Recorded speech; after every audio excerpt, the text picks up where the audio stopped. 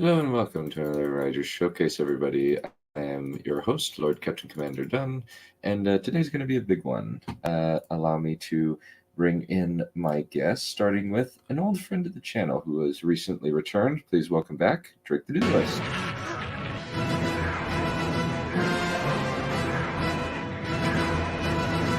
He's going right for the crew!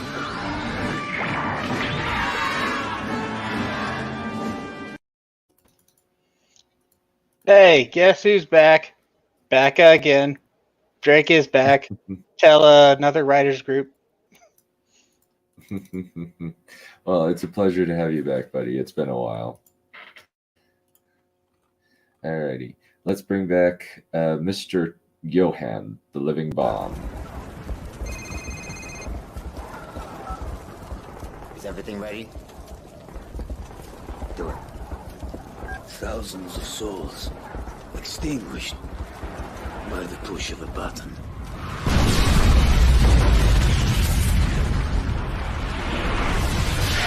Understand, Yuri? This is only the beginning. Hello. That one is also very good. I love it. And adjust your volume, boys. Wasia is coming in.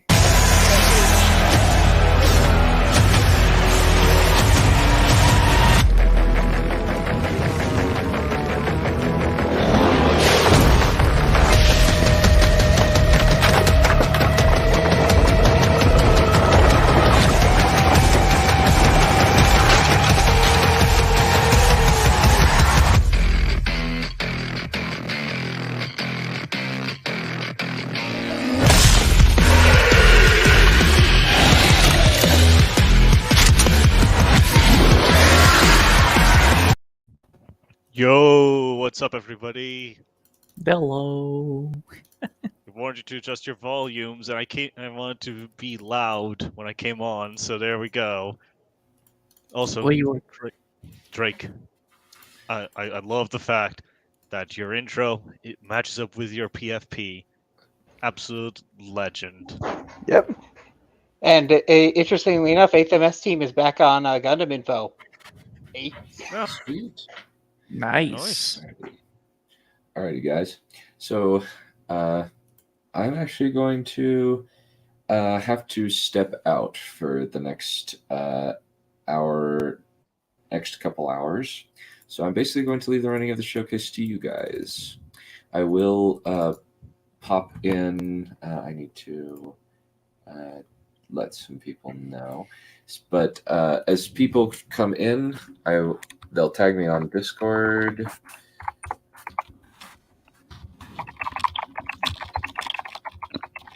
Okay. Oh, hello, Ragler? Yeah, I think that's how it's pronounced. Could Really? be wrong. Wrangler, right? Wrangler. Like wrestler. Yeah, God like a damn it. wrestler then. God damn it. My brain immediately went over to Wagner. Wagner Brothers. Which goes to show where my brain is constantly. Yeah, everybody say hi.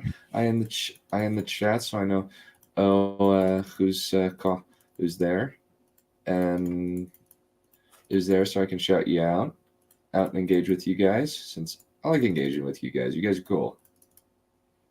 Oh, and if you engage with these guys, you'll be able to help them with getting some immediate feedback on their writing and what you think is cool, what I think needs some work. Correct. Whichever you choose. AKA Frequency Studios. Sweet. Okay, so who's going first? My thought was let us go in a circle clockwise from Drake to Johan to Drake to Johan to Wasia, and that way Wasia can get to edit his stuff. I mean, I've already finished it up. Okay, that's good. Editing. Right. Oh god. Yeah, that's still a thing I need to do.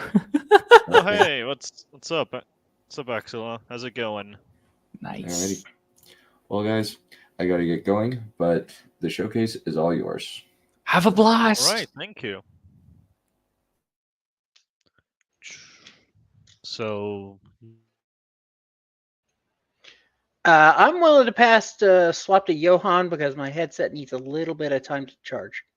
Oh boy. Oh boy. Oh all boy. right. That Well, okay. hello, Let's Trip. see where I need to be. So how much time do I have for this showcase? Let's put it that way because it's important for me to calculate that. 20 Yeah. minutes, but mine is going to be shorter, so Just say when the 20 minutes is over and I will quit. All right. I'm gonna go ahead and elapse time once you say the first word. So Chapter 2. The new homeowners. Chapter 2. It's almost 5 o'clock when the girls finally arrive at their penthouse. As Rufina tries to open the front door with the house key, she feels a sudden muscle pain soaring through her fingers. She pushes through it and opens the door, but on her face it's clearly shown she has pushed herself too hard today. And once the door opens, she moves with no hesitation to the couch and lunges herself on it. As she lands on the couch, a loud thud comes from it, caused by the sheer force she used to break her landing. You know you're gonna break that thing, right? If you keep lunging on it like that, Mina says, as she takes off her jacket. Shortly after, Rufina sees Mina moving into the kitchen. She replies with a tired face while laying cozy on the old couch. After finishing stretching her arms and opening a bag of candy bears, she replies, "Well, I didn't break it the last 50 times, so I'm sure good old Charlie doesn't mind." Mina looks at Rufina with confusion on her face as she sees Rufina putting the old pillows near her head, and replies, "Wait, you gave that thing a name? That's stupid. I think it's cute. It's very fitting, after all.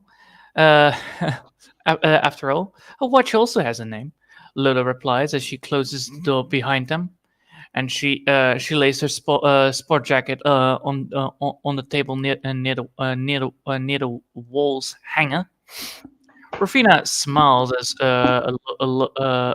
Rufina smiles at Mina and says, "See, it's a great name for a car, maybe, but for a couch, I find it quite stupid. After all, why didn't you? Mina replies, but she gets quickly interrupted. Because it's a very comfy couch. A very comfy couch. And Lola and me both agree that on that it's maybe old, but nothing beats a comfy couch." Lola looks at them and sees that both Lola and Rufina are on the couch enjoying some candy. As they turn on the TV with the remote. Mina finally seeing that the girls both are tired from today's fight and not wanting to cause any commotion, she drops the conversation about the old couch. After all, the old couch will be replaced as soon things break down. The thing might only survive a couple more times. After that, she will be the first to recommend the new Earl couch that she saw last week in the shopping mall, since it fits very well with the living room, not like this sloppy old couch. After a deep thought, she smiles and asks, "I guess you both are right, but about the couch. But since you both are really fond of it, but would you do me a favor and put the TV on channel 1, since I didn't got to watch it yesterday. After all, I think once the news is over, the dinner will be ready anyway." She grabs the pancake mix from the top shelf in the kitchen. Rufina replies as she uses the remote to switch to channel 1. "Sure thing, Mina. Anything for pancakes." And so the television is switched on to channel 1. "Greetings, ladies and gentlemen. Welcome to Channel 1 News. And this is your host, Chris Wood speaking. On today's topic, a new museum has been opened in Maikata City.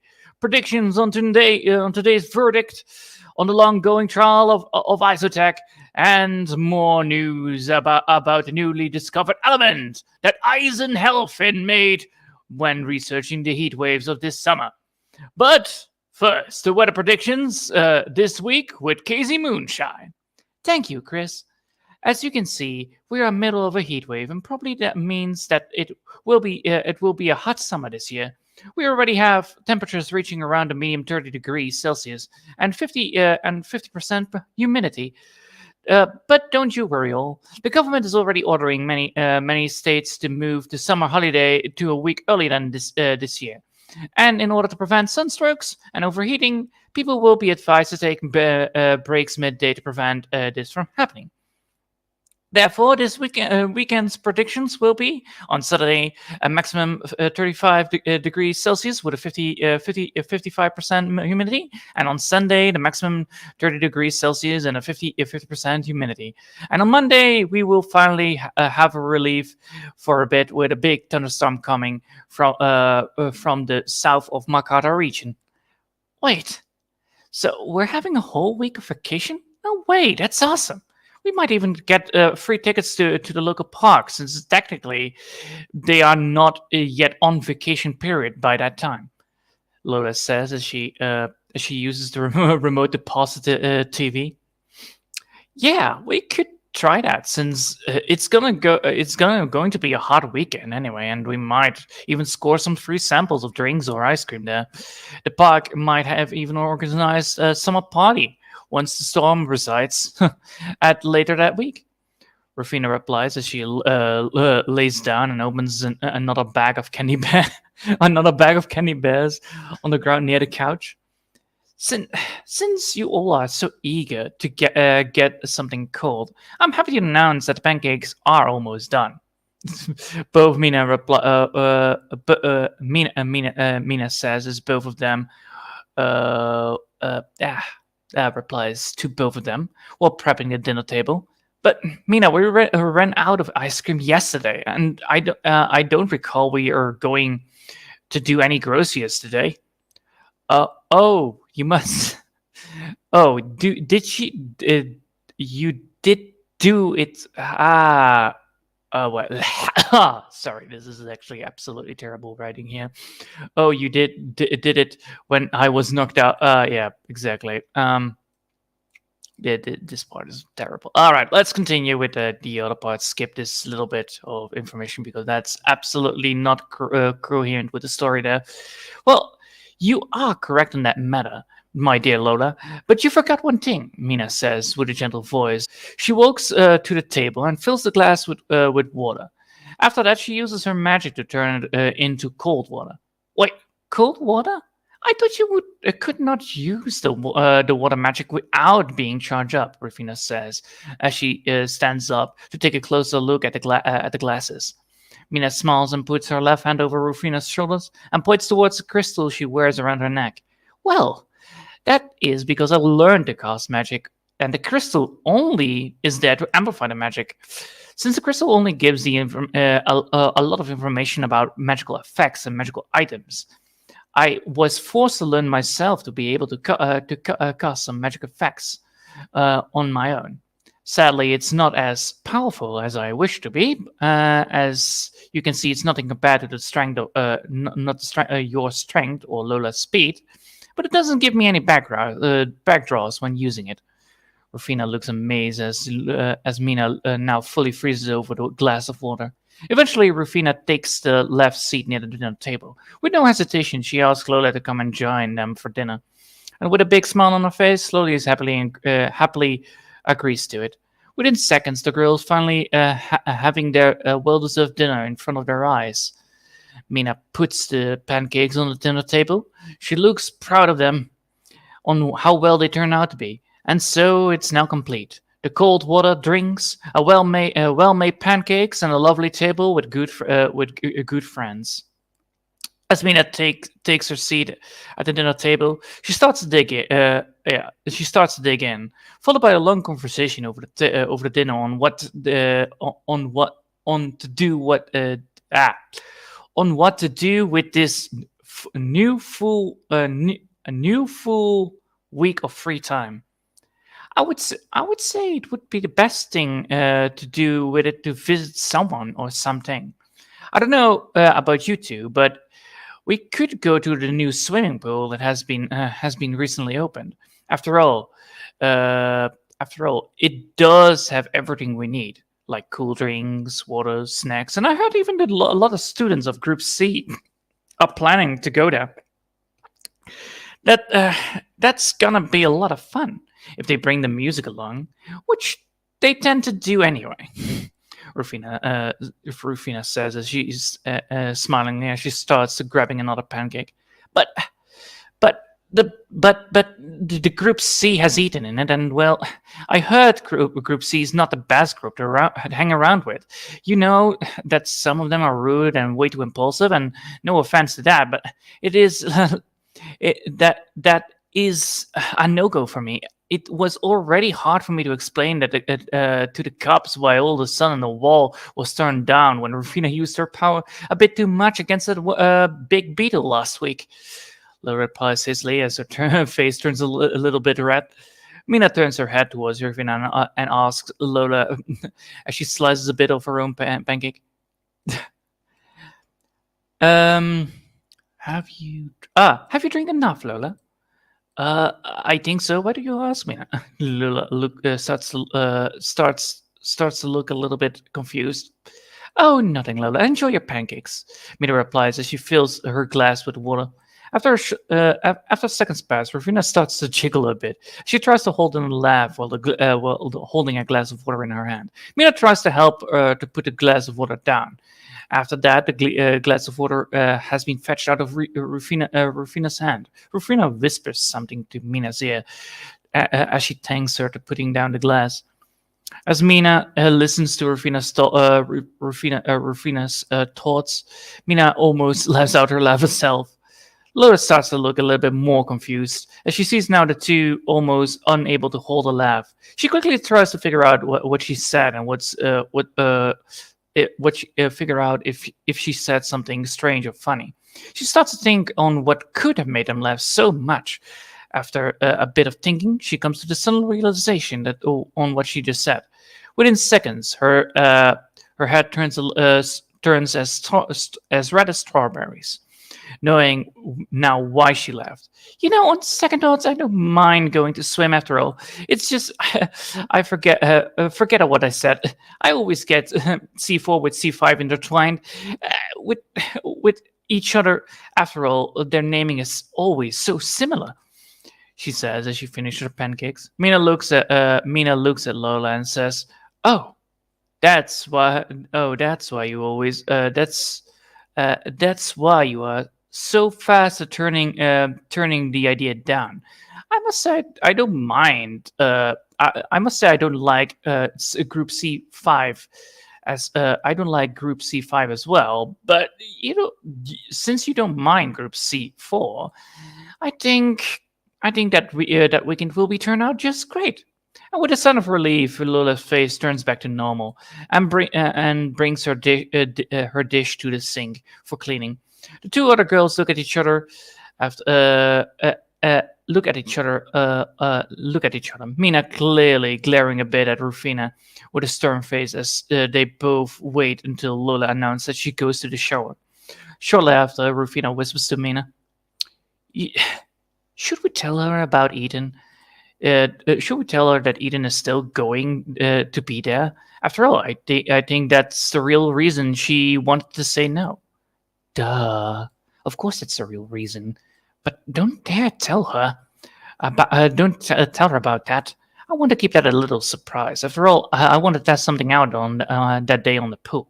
Mina replies as she now with a softly tone as she watches Lola going upstairs. And with the door to the bedroom closed, Rufina starts doing the dishes. I already told that Eden works there, but I guess she forgot. Rufina says as she cleans the dish. As she puts a clean dish into the closet. Indeed, I find it very funny that how her head is always in the cloud when it comes to such things. But I guess it's normal for her, Mina replies as she cleans the dinner table. And with now the girls finally having their dinner finished and the dishes cleaned, the clock reaches 8 o'clock, and that's where I'm gonna leave it. Yep. Jeez. Whoa. More people. All right.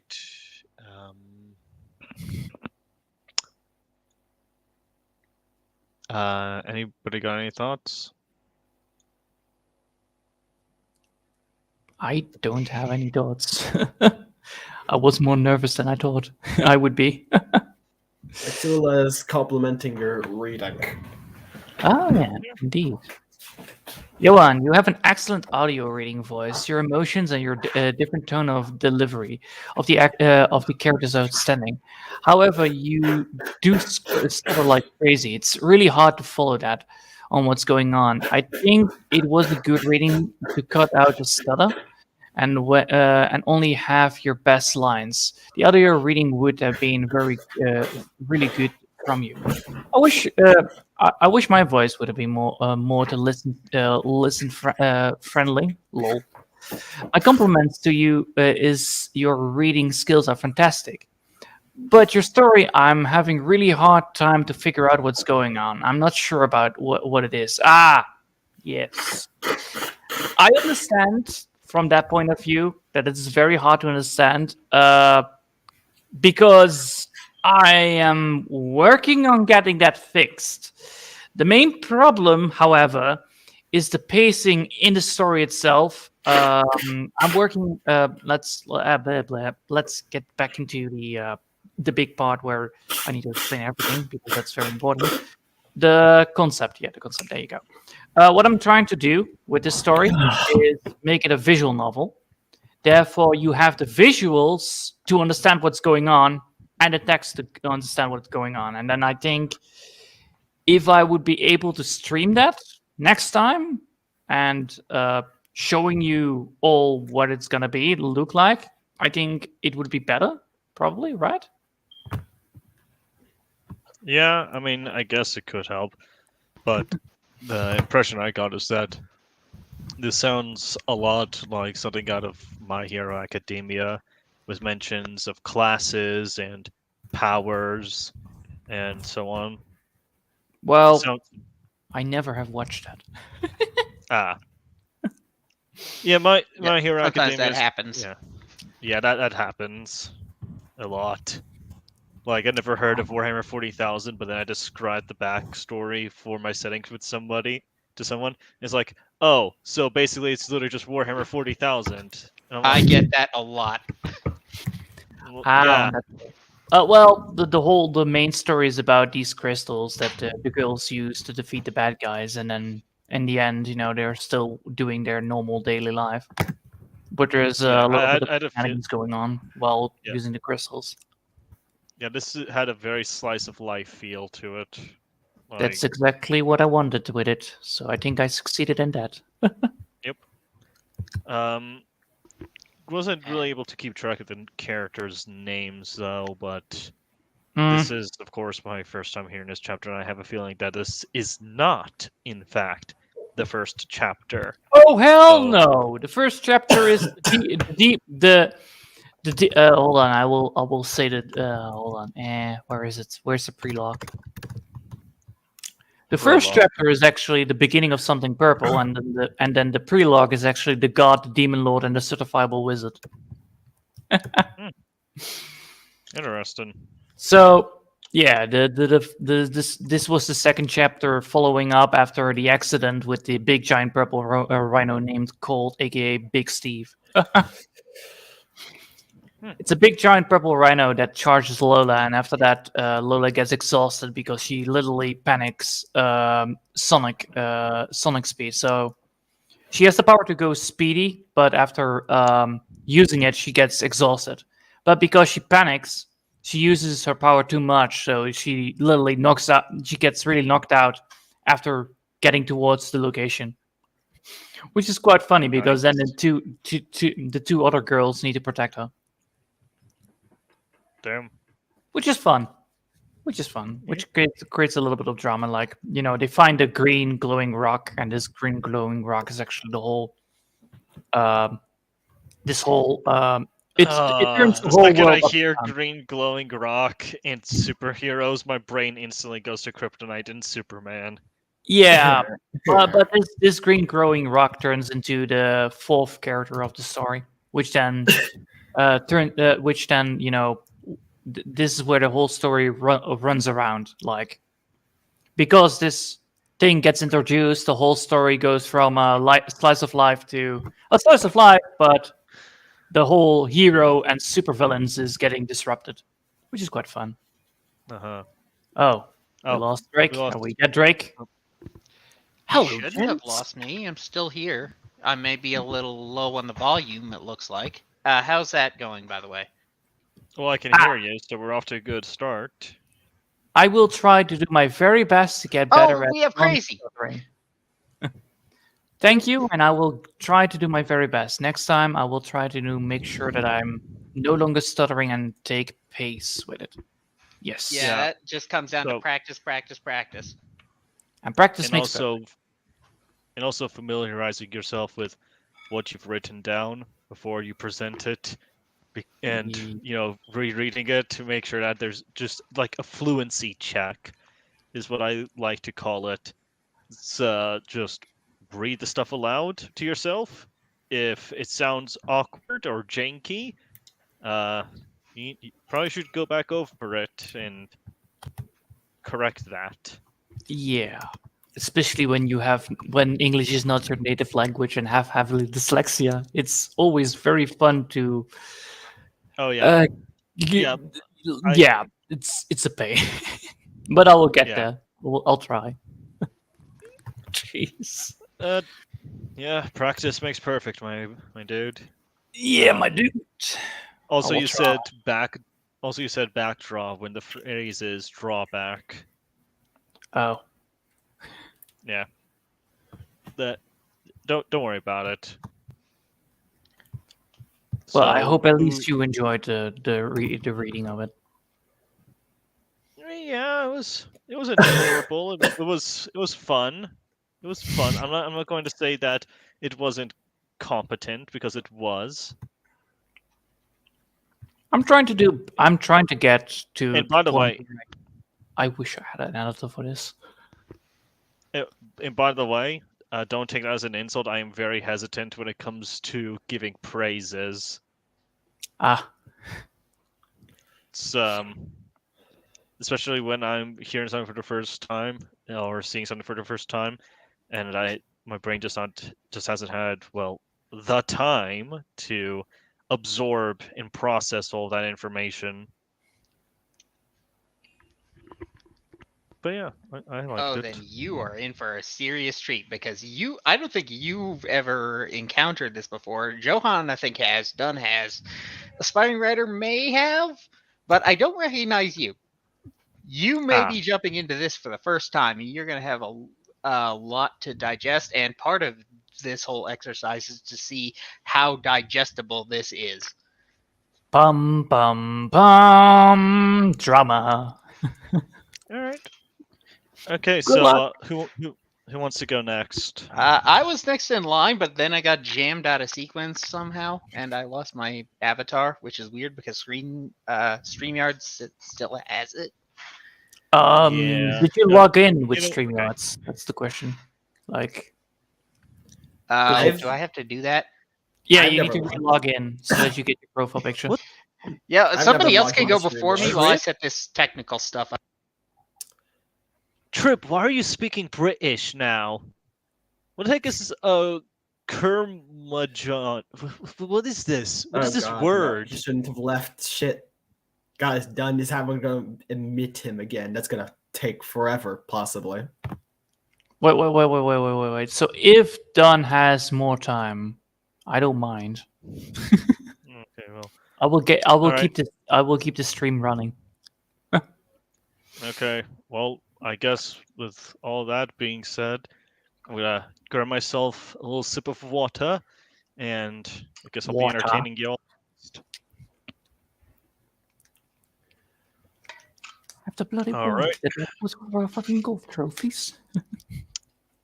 So, I have a recap available if anybody wants to hear it, or if anybody needs to hear it.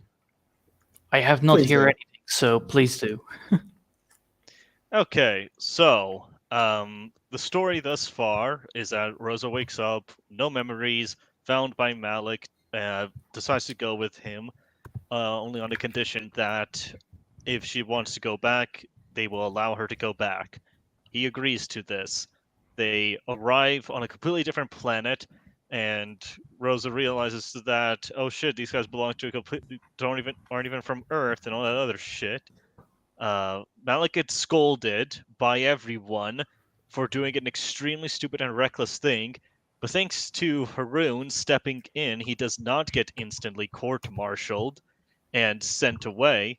And they also agreed that if Rosa demonstrates discipline and restraint, they will allow Malik to oversee her combat training. She does. And so we get to see the consequences of all of that in chapter 9, The Nightmares. Naomi laid back in the pool, the crystal beads rubbing against her. She rested her head back, peering up at the stony roof of the dark teal chamber, the blue light glowing the blue light glowing in the calm, steamy waters, and the warmth wrapped around her as she sealed her eyes. Then a swoosh echoed in the chamber. Naomi's ear twitched, and she looked to her side, smiling when she saw him. Oh, hey Haroon, how are you? The door slid shut behind the Chancellor. Healthy, he replied. The Phoenix cocked an eyebrow before rolling her eyes. She rested her head back, slipping deeper into the pool and sealing them. Haroon stood there, hands folded behind his back. I see you're comfortable. Naomi smiled. Yeah, really needed this. Been a stressful week between all the paperwork and talking with that dipshit again, she snarked, and Haroon tilted his head, giving her as disapproving a look as his faceless helmet would allow. Yet Naomi didn't notice. You know, maybe once we get you that new body, you can give this a try. Might even loosen you up a bit. Haroon's visor narrowed. I think I'll pass. She smirked. What? Afraid the heat will melt you or something? Haroon remained still, unmoving. She scowled at him, letting out a sigh. Fine, she groaned, and rested her head back. Naomi stared up at the ceiling, blinking and feeling the warm water wrapped around her. Then her brows jutted up. Oh! She sat upright, the water swooshing as she did so. I was doing some reading on Lucia, she opened, looking back at Haroon. I got a hold of her lab work and everything, and I'm not gonna lie, I'm pretty impressed with the results. Haroon tilted his head. Really? Naomi nodded and smiled. Yeah, she's quite the specimen, she said, stroking her hair. Lean, smooth, strong, curvy. Her eyes wandered up. Then she smiled, almost laughing. And definitely more gifted than me, she explained. Haroon's visor narrowed again, watching Naomi's cheeks flush red. I'd really like to meet her, you know. Just think about it. The only other phoenix out there. The light in Haroon's visor dimmed, yet she still didn't notice. All the things I could learn about myself, things I could show her, and who knows, maybe, just maybe she might be the one. Naomi looked back at him, her smile slowly melting away. She saw the dim look in his eyes. About that. She scowled at Haroon, staring into his visor.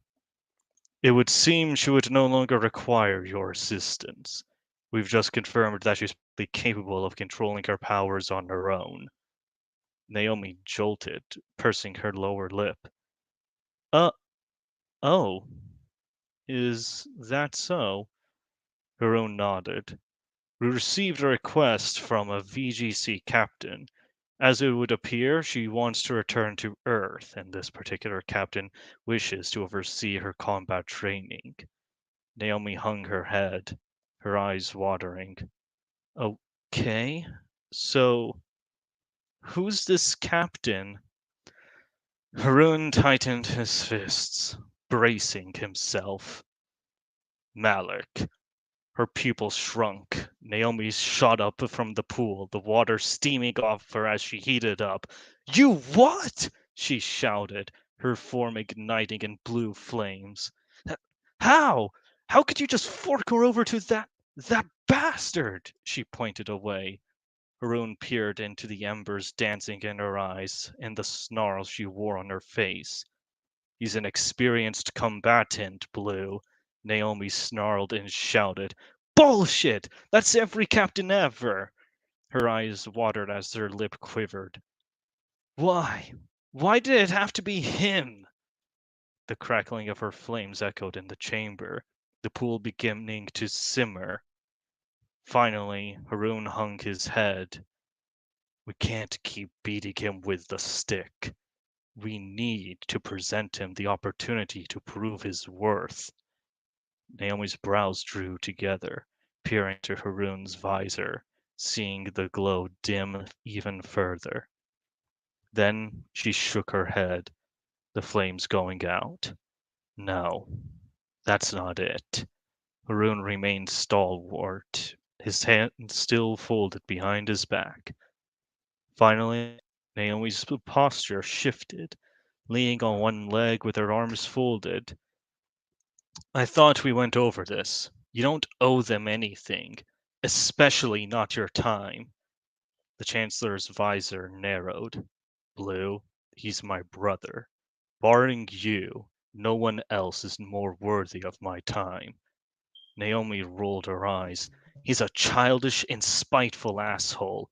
I don't know why you bother defending him. It's not like he's all that remains of your family or something. No, he isn't, Haroon admitted. But I know him. Malik may be stubborn, but he'll come around. Eventually. Naomi's shoulders slacked. He will appreciate what we're doing for him. The Phoenix blinked, her eyes starting away. Pfft, still gonna suck for Lucia having that jackass as an instructor. Haroon's gaze remained narrowed. I'm sure she'll be fine. Lucia was lying on a bed, curled up and weeping, her head resting on Maria's lap. She was distressed, her heart burning with rage yet heavy with guilt. But Maria stroked Lucia's head, softly whispering to her, Calmate, Rosa. You did the right thing. Maria sniffed, her eyes watering. You just went too far, is all. Lucia wiped the tears from her eyes, still shivering. That fire you have, deep inside, it's not evil. You can do all sorts of wonderful things with it. Just don't let it consume you. She closed her eyes, taking in a deep and erratic breath. Use it, Rosa. Use it to help people, to make the world a better place. The bed felt rigid and cold, yet the air became hot and arid. Lucia shuddered, seeing orange eyes fill the blackened void, and soon the panicked screams rang in her ears. Her eyes gradually opened, and her vision sharpened, finding a mob of people running past her on the street. She coughed, seeing ash rain from the blackened sky in the burning city. Then they emerged, inexorably marching forward. Their forms were of clean obsidian armor, with golden inscription decorating the plates, a ring hovering behind their heads, a pair of crimson dagger-shaped eyes, and one more placed at the center of their chest. Lucia's lungs deflated, her heart nearly stopping when she heard the roar of guns fill the air and drown out the screams. The people running away vanished, exploding into a cloud of red mist against a baleful crimson rounds. Her heart ignited, and Rosa reached for her weapon, coughing up blood as she struggled to her feet. Her eyes met the loathsome soldiers, and she let out a yell. Her boots clanked against asphalt, her flames lighting her path, and the obsidian monstrosities opened fire, their shots going wide or merely stinging against her. With unbridled hate, Rosa split the first of them open, a golden light emanating from the cut. Her whip unhinged, slashing down the next before they could pull back. They started running, laying down suppressing fire to cover their retreat and agitating Rosa even more. Rosa? Her body froze, hearing the woman call her from afar. She turned around, Maria lying on the asphalt, alone in the darkness. She was crying, arms wrapped around her chest. Ayúdame, she whispered. Please. Lucia's eyes shot open, seeing something shift in the darkness behind her. Then, all at once, its eyes and wings ignited.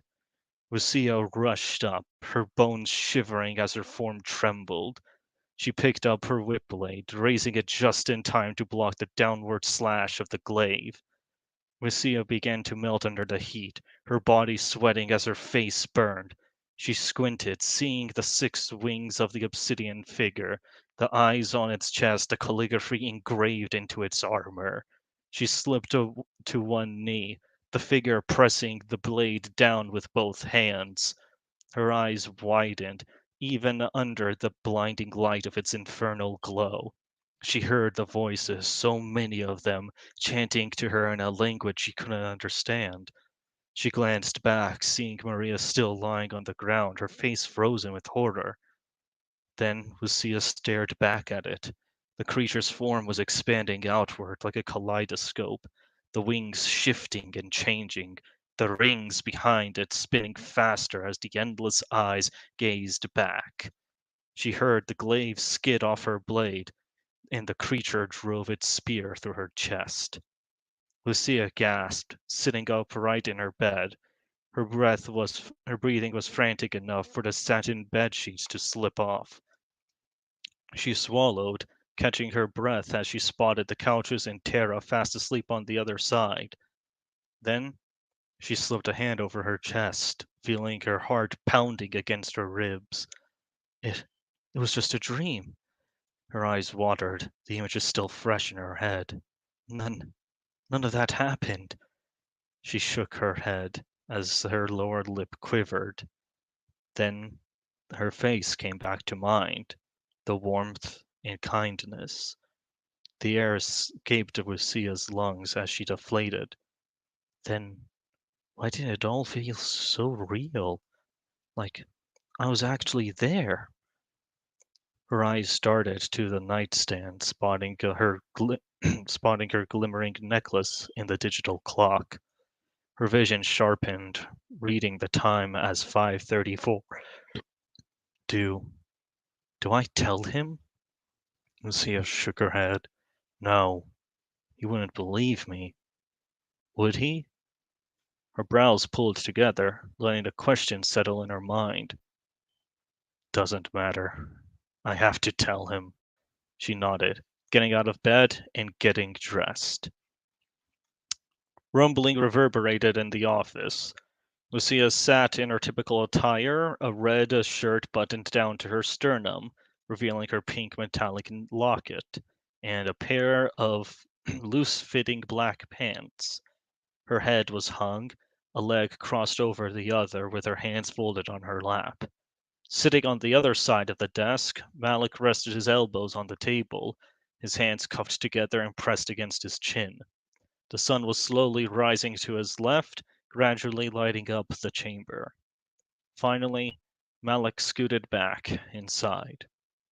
So, these dreams of yours, he looked up at her. You believe they're memories? Lucia's eyes dulled as she stared at her clasped hands. Her breathing was still erratic, shivering as her lungs expanded and contracted. She glanced to her side, spotting the recording drone hovering to her left, the red light glowing. Then she nodded. It's the only explanation I can think of. Malik's forehead furrowed.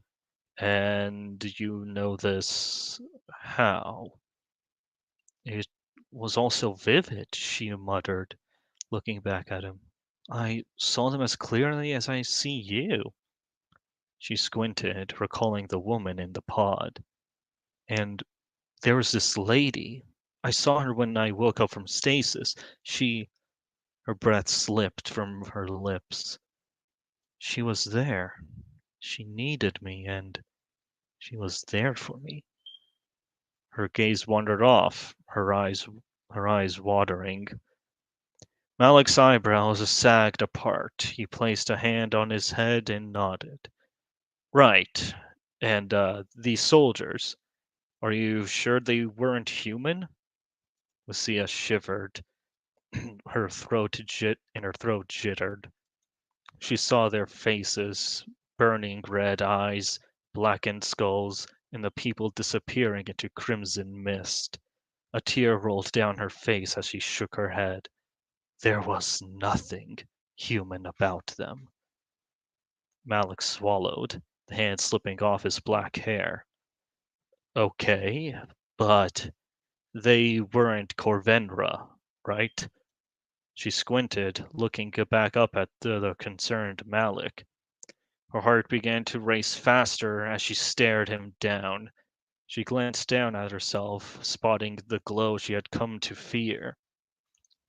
She clenched her hands, controlled her breath, and answered back. I don't give a shit what they are. They killed all those people. They're monsters. Malik gulped, tugging at his collar. All right. Well, can you give me a more detailed description? Like something distinct about them. Just them. Lucia calmed herself, exhaling slowly. She reached back in her head, seeing the eyes, the markings, and the rings. Yeah, they've got this weird writing on their armor. Looks like some sort of language. All of it's written in gold, too. Malik's brows furrowed. Anything else? Lucia nodded. They had these golden rings behind their heads and an eye on the center of their chest. Kind of look like a cat's, except it was yellow.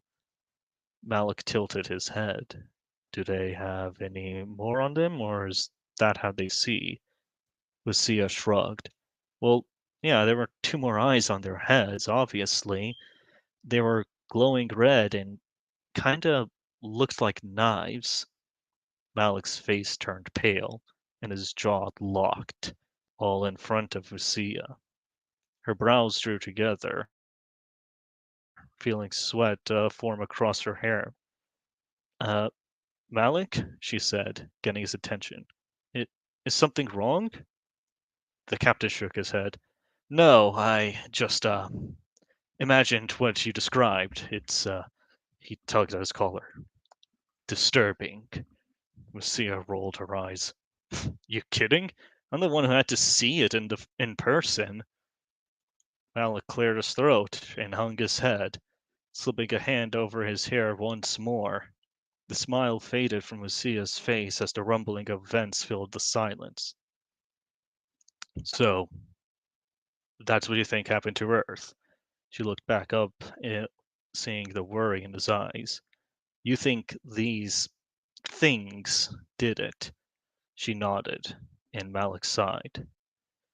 Okay, we'll see what we can do about this. He tapped the desk, the recording drone hovering back over the table, landing and shutting off. For now, I want you to focus on training. 100%. Lucia let out a sigh. Well, yeah, can't exactly be sent there if I don't qualify. Malik rose from his seat, the daylight breaking through the window at last. Come on, let's get started. All right, that's about it. Well, nice. Oh, thank God. Oh, thank you. Oh, well, thank God that the bot is gone. Jeez. Yeah, you Yep. know you make it big time when the prawn bots are out. Mm-hmm. Yeah.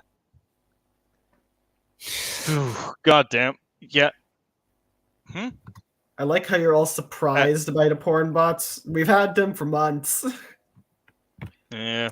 Back in They- my they day. My come on first and time off. here in like a year. Ah. Reminds me back in the day when I had one bots. Oh, they were great. Aspiring. Sincerely, fuck off. You forgot. I had You to. forgot your. Yeah. I had. It's like. You Once didn't again, even I've said I it didn't many even let you times now. finish. I just put it immediately. You could have mentioned it for all I know, but I was like, "You're not gonna. I'm gonna put it in." Yeah. Oh, god damn it! Get your head out the freaking gutter already. Let's You first. see.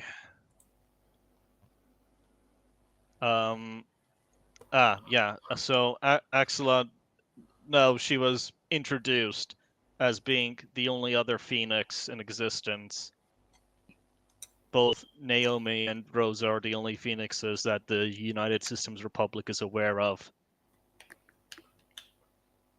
I'm also kind of surprised that nobody was complaining about how Naomi's obviously got the big feeling for Rosa. So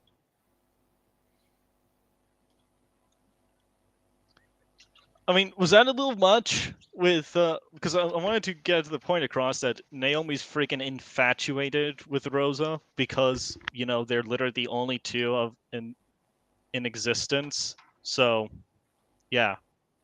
Also, she does in fact swing that way, so Yeah, I find people care way less than you'd think.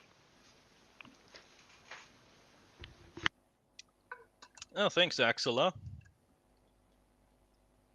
And Ian Tripp. So, any comments, critiques, death threats, anything like that? I did like the way how you scold the blue phoenix. Actually, I did like it. Or was it I- scolding? I don't know. The conversation between the mentor and she complaining about the brother of his. Yeah, but okay, it's nice. So we see apparently we like the conversation between the Chancellor and his protege. Oh, that's a chancellor. I had no idea, honestly. Yeah. But yeah, the conversation was nice. Yeah, some technical difficulties listening to the early parts of it, but that's on my bad. I'll watch it back later. Okay. Anything else?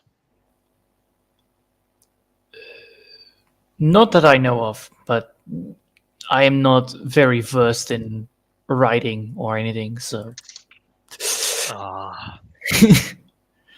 I'm not the best to ask advice on.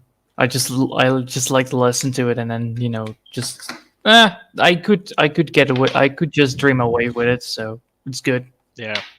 Also, aspiring. No, there was mention of Rosa's boobs.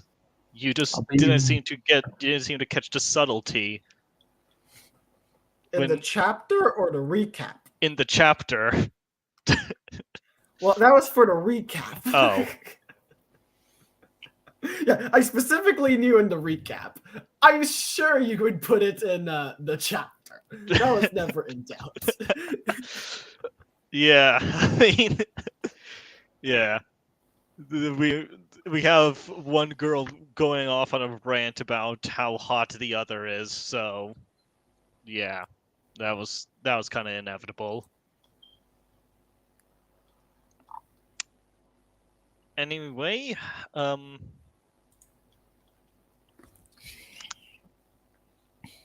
yeah, so goals for this chapter over here was to establish that Malik knows what the legions look like now, and we also established that these dreams are, in fact, fragments of Rosa's memory. And the other pieces of information I wanted to establish was the relationship between Naomi and Haroon, and the relationship between them and Malik, and hint at a sort of history between these two characters, and that Haroon wasn't exactly a cyborg by choice. How many parts have you been at this? I may have to go back and watch them all because I feel I'm missing so much context, and not just from technical difficulties, but because I'm jumping This is in chapter right 9. here. Whoa! Well, I would like to Out of mention if you guys 46. wish to, if you guys wish to catch up on with his stuff and don't want to listen and do recordings, you could. He has stuff on my server, I believe, and you can also put it in Duns, so you can actually just read it. Yeah, I also have it all posted up on Watts. On Watch Wait, Wing, that's a I think thing? it's called. Yes. Wait, Yeah, that's a thing. it's on Oh, Wattpad. posting the writing on the server itself. I thought that was not a thing. Oh no, not on the server. I will have it all published on Wattpad if anybody wants to What see the it. hell is Wattpad? Wattpad? Oh my It's- god! It's kind of like fiction press, except I- more polished. Okay, I normally only use the Google Drive and then just post it in a Google Oh document. yeah, I do have a Google Doc of all this stuff, but Wattpad is just like I could do it by chapter. So I guess I'm too old school for this. Yeah. I remember fanfiction.net. yeah. Uh, Well, if that's everything. So yeah, there really isn't much more characterization going on, I guess. I mean, Rosa getting pissed off that innocent people are being killed in front of her. That's kind of just her thing. Let's see. Can we highlight Axila's yeah, so should be a wee bit more obvious. Not everyone's going to notice it. Yeah, I think I've already addressed that point. There are more ways to describe somebody being angry aside from their eyes, and you use it way too much. I guess. I mean, I don't know how much of that is just simply your brain's been wired to notice it, or if it's legit a problem at this point. Because I only used that word like a few times. I don't know. Was there any words that felt like it was excessively used aside the word "I"? If you feel that a word might be overused, Control F for it.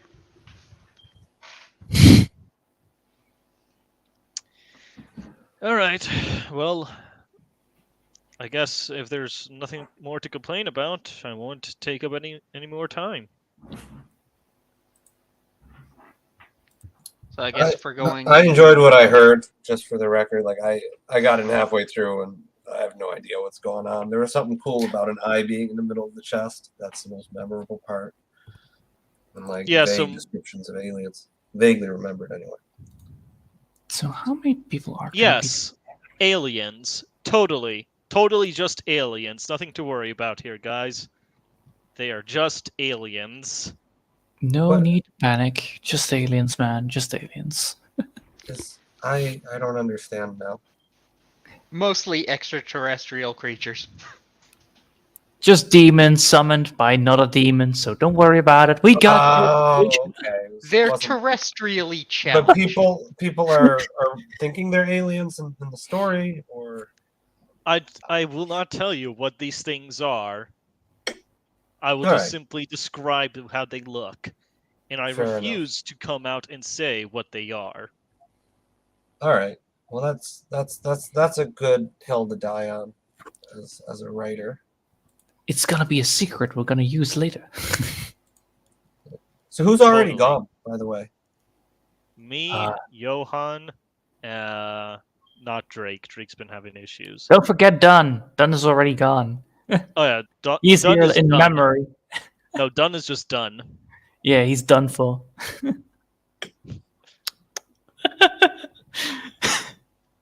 It's excellent He's punning delightful. there, Johan. Thank you so much. Where are you from, Oh, man? I'm like trying to place your accent, and it What? seems like you're putting on accents. So Nah.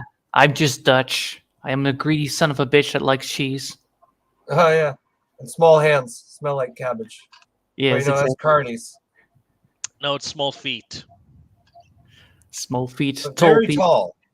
Very Extremely tall, but small feet. Tallest people in the world. We're all getting canceled for You have this. to be able to see over the. No, don't worry, they're Nice. white. It's okay. They're white. It's okay, people. It's okay. They're white. Yeah, probably not great at basketball. Everybody hates the white.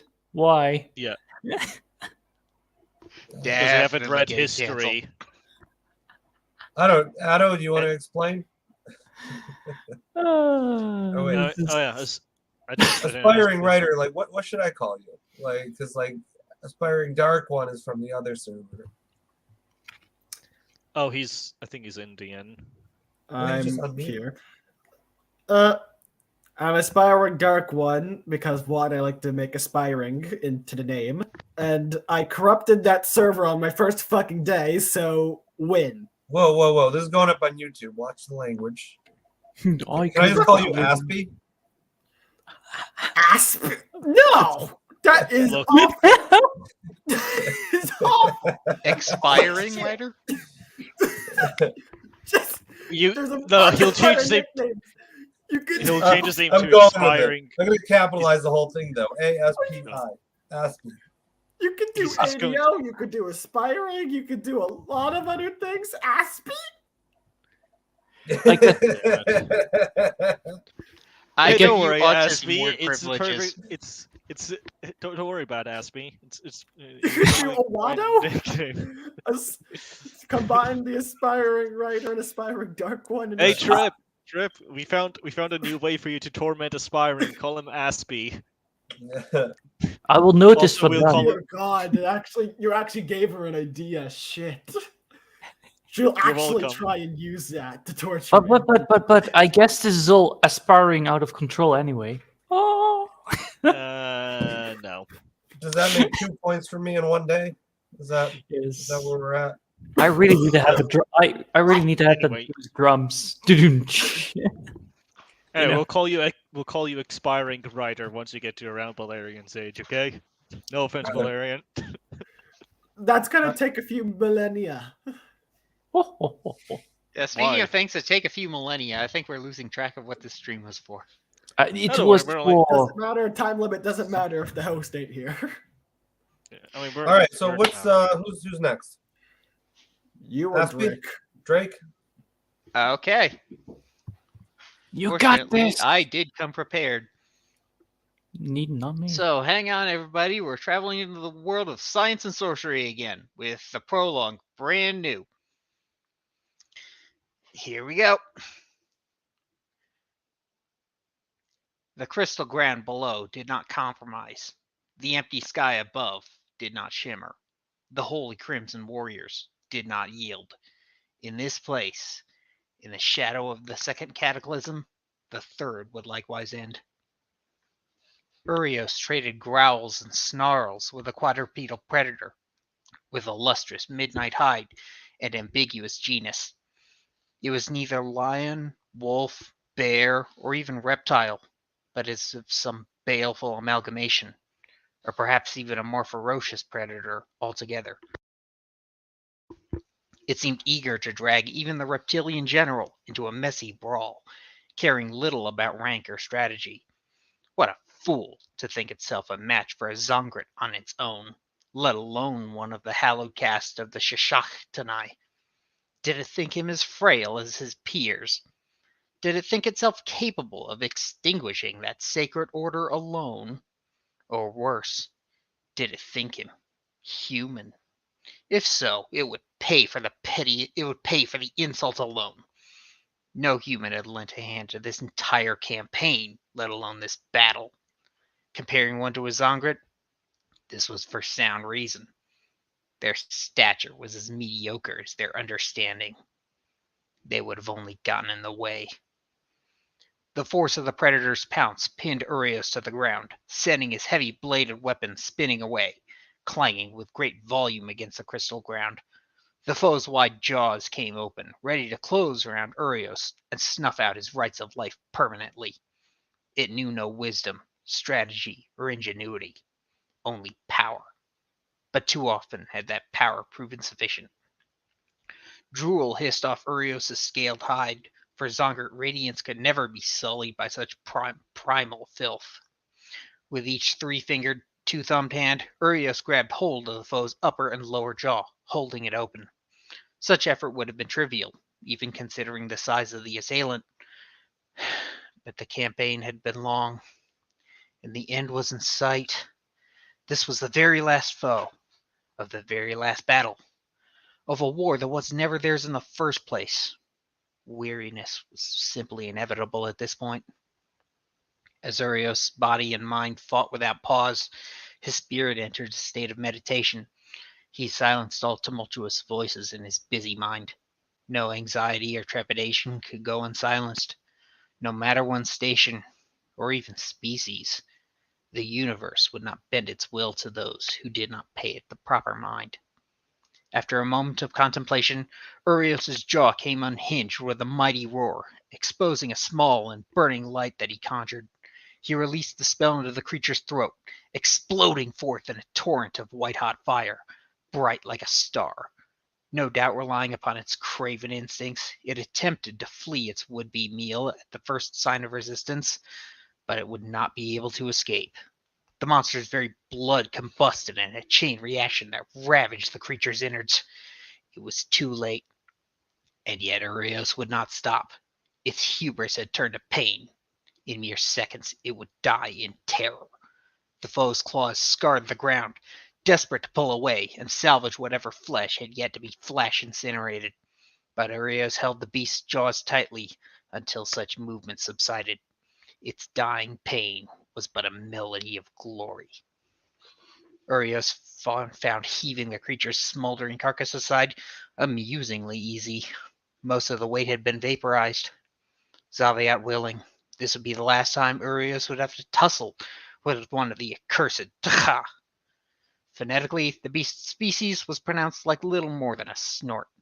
They did not deserve the effort, not after all they'd done. Urios reclaimed his blade and leapt up to a high vantage point in a single bound. It was said that human generals would sit upon such tall hills as this for the duration of whole battles, using this vantage point to monitor the ebb and flow of combat. Rarely would such generals be forced to engage directly. At the twilight of the battle, Urios permitted himself to follow in that tradition. The battle was not an even exchange by any stretch of the imagination. This was a campaign of extermination, and the Zongrit had become quite proficient. Too much metal blood had grown cold already for any Zongrit to give less than they could. By contrast, the Tcha were but the same animals they always were. Whether they were unable to adapt or simply unwilling, Urios cared not. The valley below cried out with mighty blows and roars of death. Thunder crackled below as some Zongrit saw fit to end Tcha lives through arcane lightning. Others elected fire. Still many more relied upon their heavy handcrafted halberds, poleaxes, spears.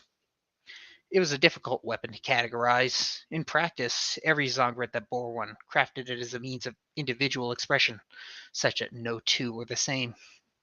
Regardless of means, the Zongrit were not starved for choice between their force of arms and their deep understanding of science and sorcery. Many clusters of Zongrit had felled all the foes in their area. In groups, they knelt and gave their praises to Zaviat for their survival.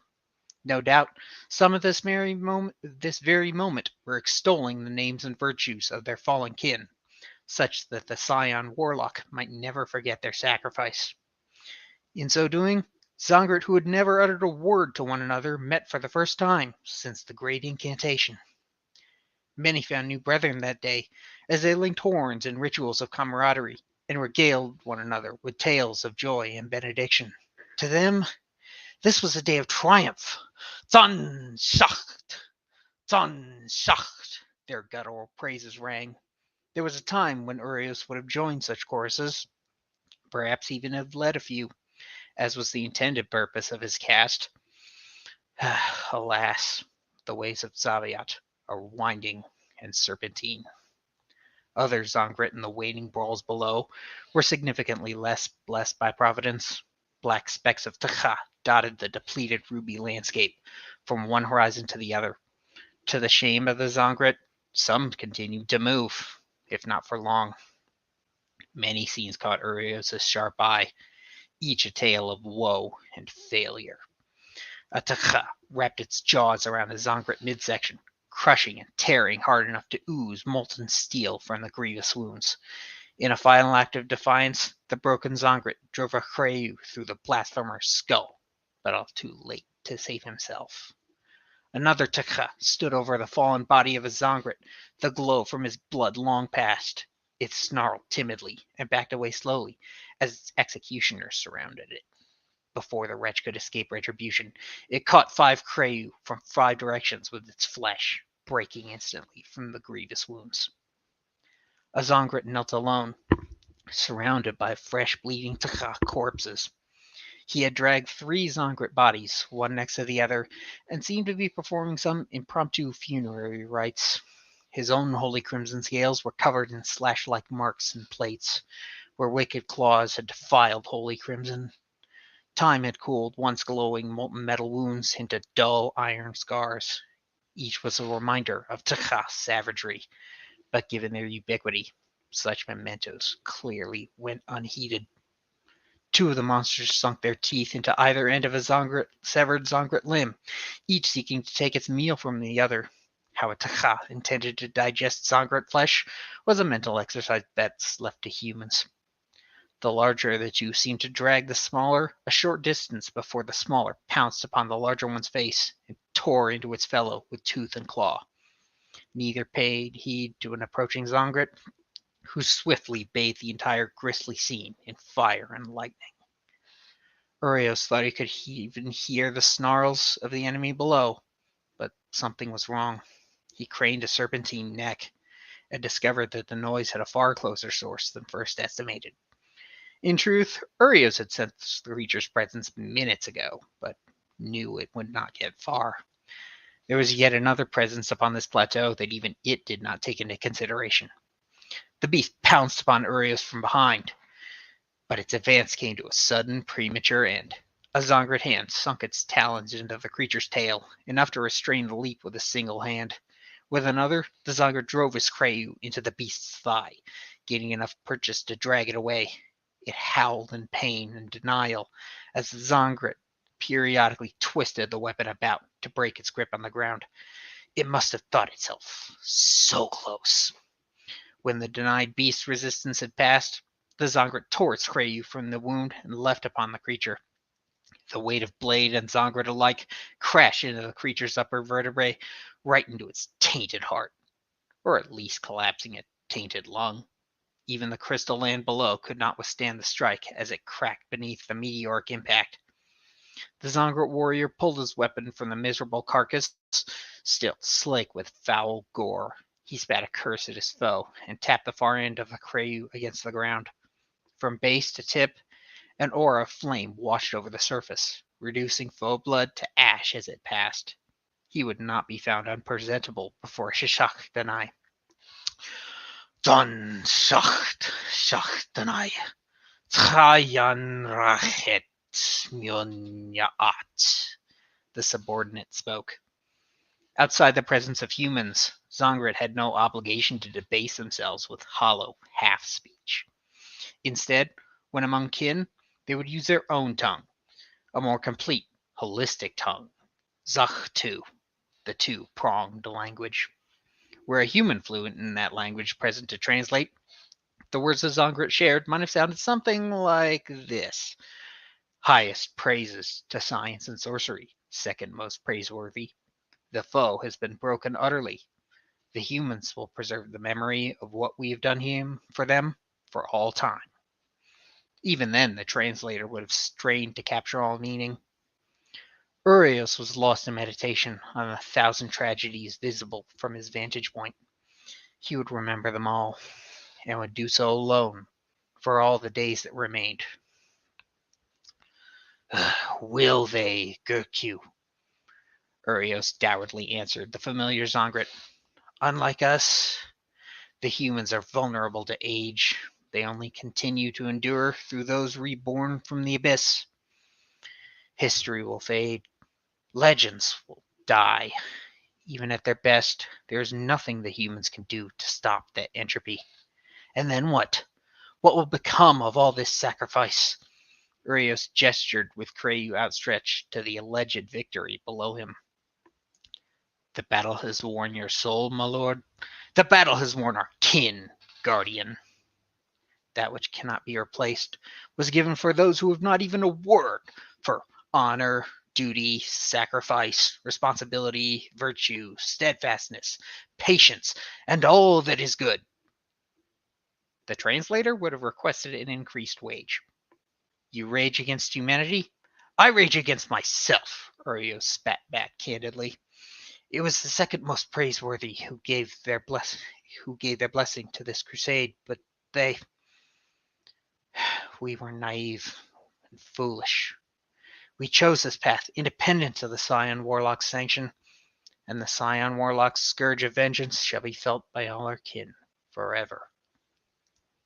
Urios stared into his own open talon.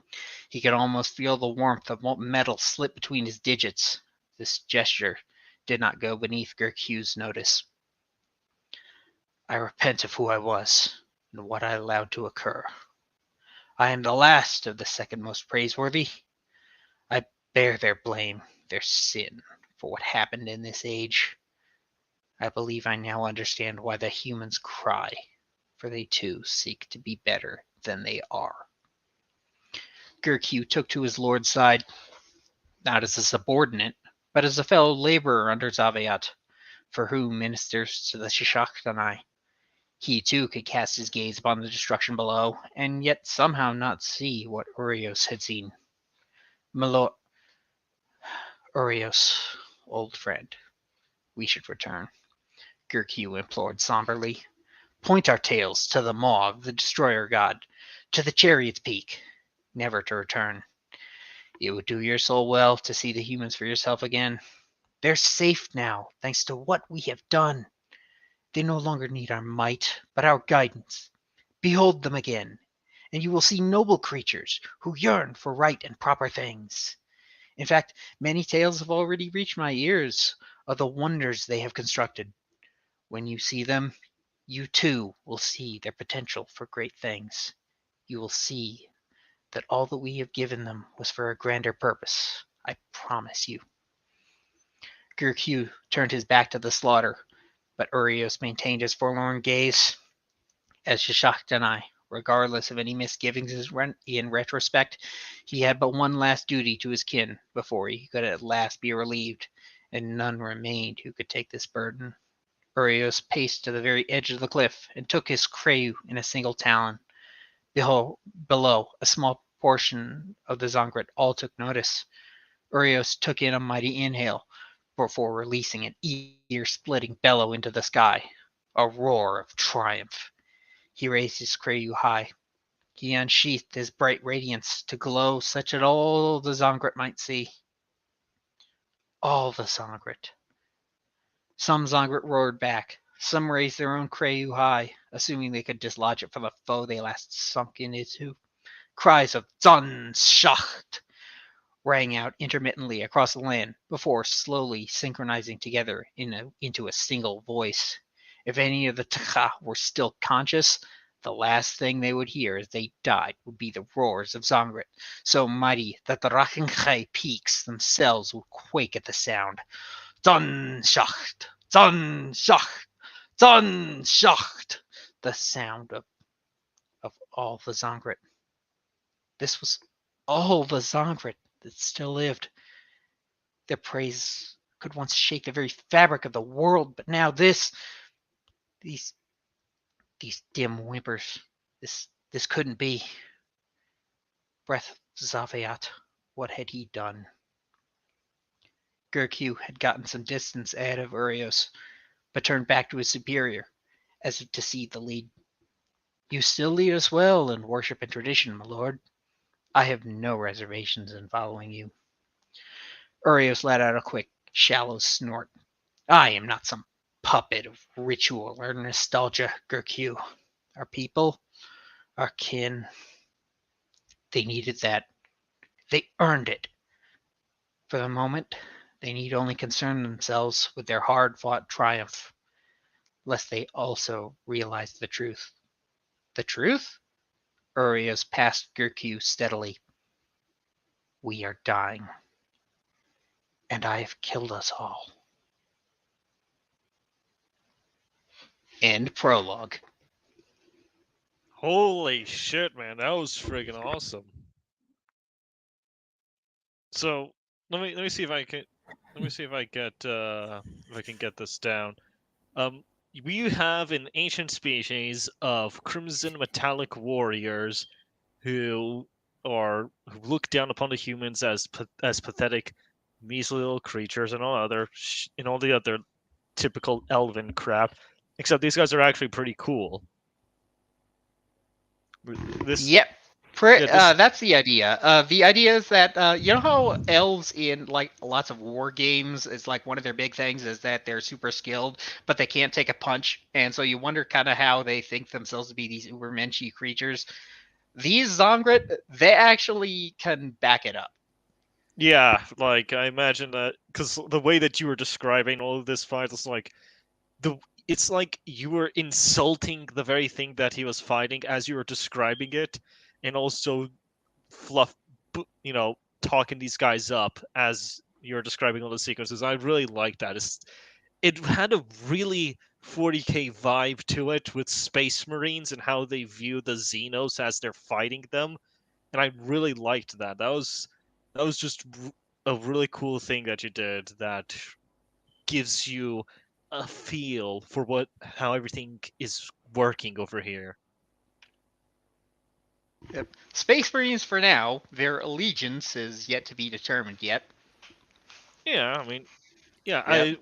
I still don't know everything about them, but it's like this is the thing that I have as a reference that I'm comparing them to. It's like they're describing their armor and weapons as holy and divine, and the foe as putrid and vile. It's got a really cool pseudo-religious element to all of it. It's great.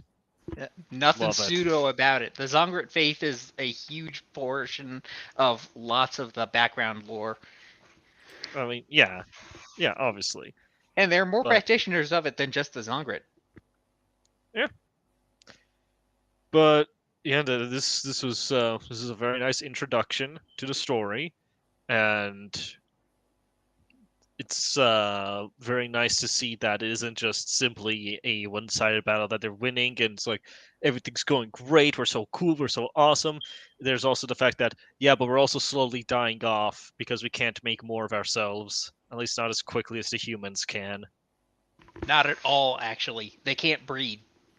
Oh, well, that would make sense considering that the description of them you seem to give is like they're like these magma-like creatures contained inside this crimson armor of scales and such, like these magical divine I briefly mentioned entities. a great incantation, which is a way back event in like old lore. Like I could do a serious Silmarillion for this entire universe, and the Great Incantation would have been one of the earlier events. I mean, they've counted up to 3 cataclysms. That's supposed to say something about the lore. And if you want to know what the other 2 were, you find out.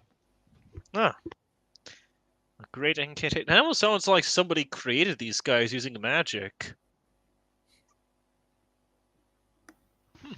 Pretty Interesting. much. Very nice. I like it.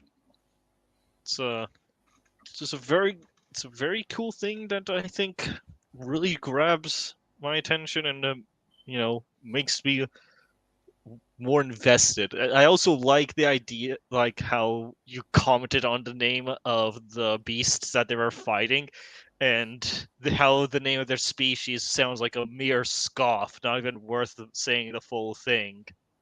It's like, God Strictly damn, that speaking, is... they would be called the lycanthropes, but we haven't gotten there yet, and it wound up being the humans who named them.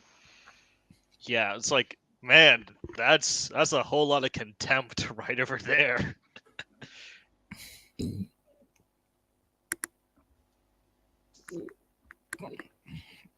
Yeah. Anyone else got any comments? Yeah, Yes. I actually like the way of how they spoke in the ancient language. Yeah, I have an entire, not a full one because their species doesn't care about a lot of topics, but I've written out some rudimentary language for them that you're going to, if you catch onto it, you're going to see a lot more of it, like Krayu and Ya'at and Zaveat and Zangrit themselves, what that means. It's like the humans will later be called the Mungrit, so you have sort of a suffix on it. Interesting.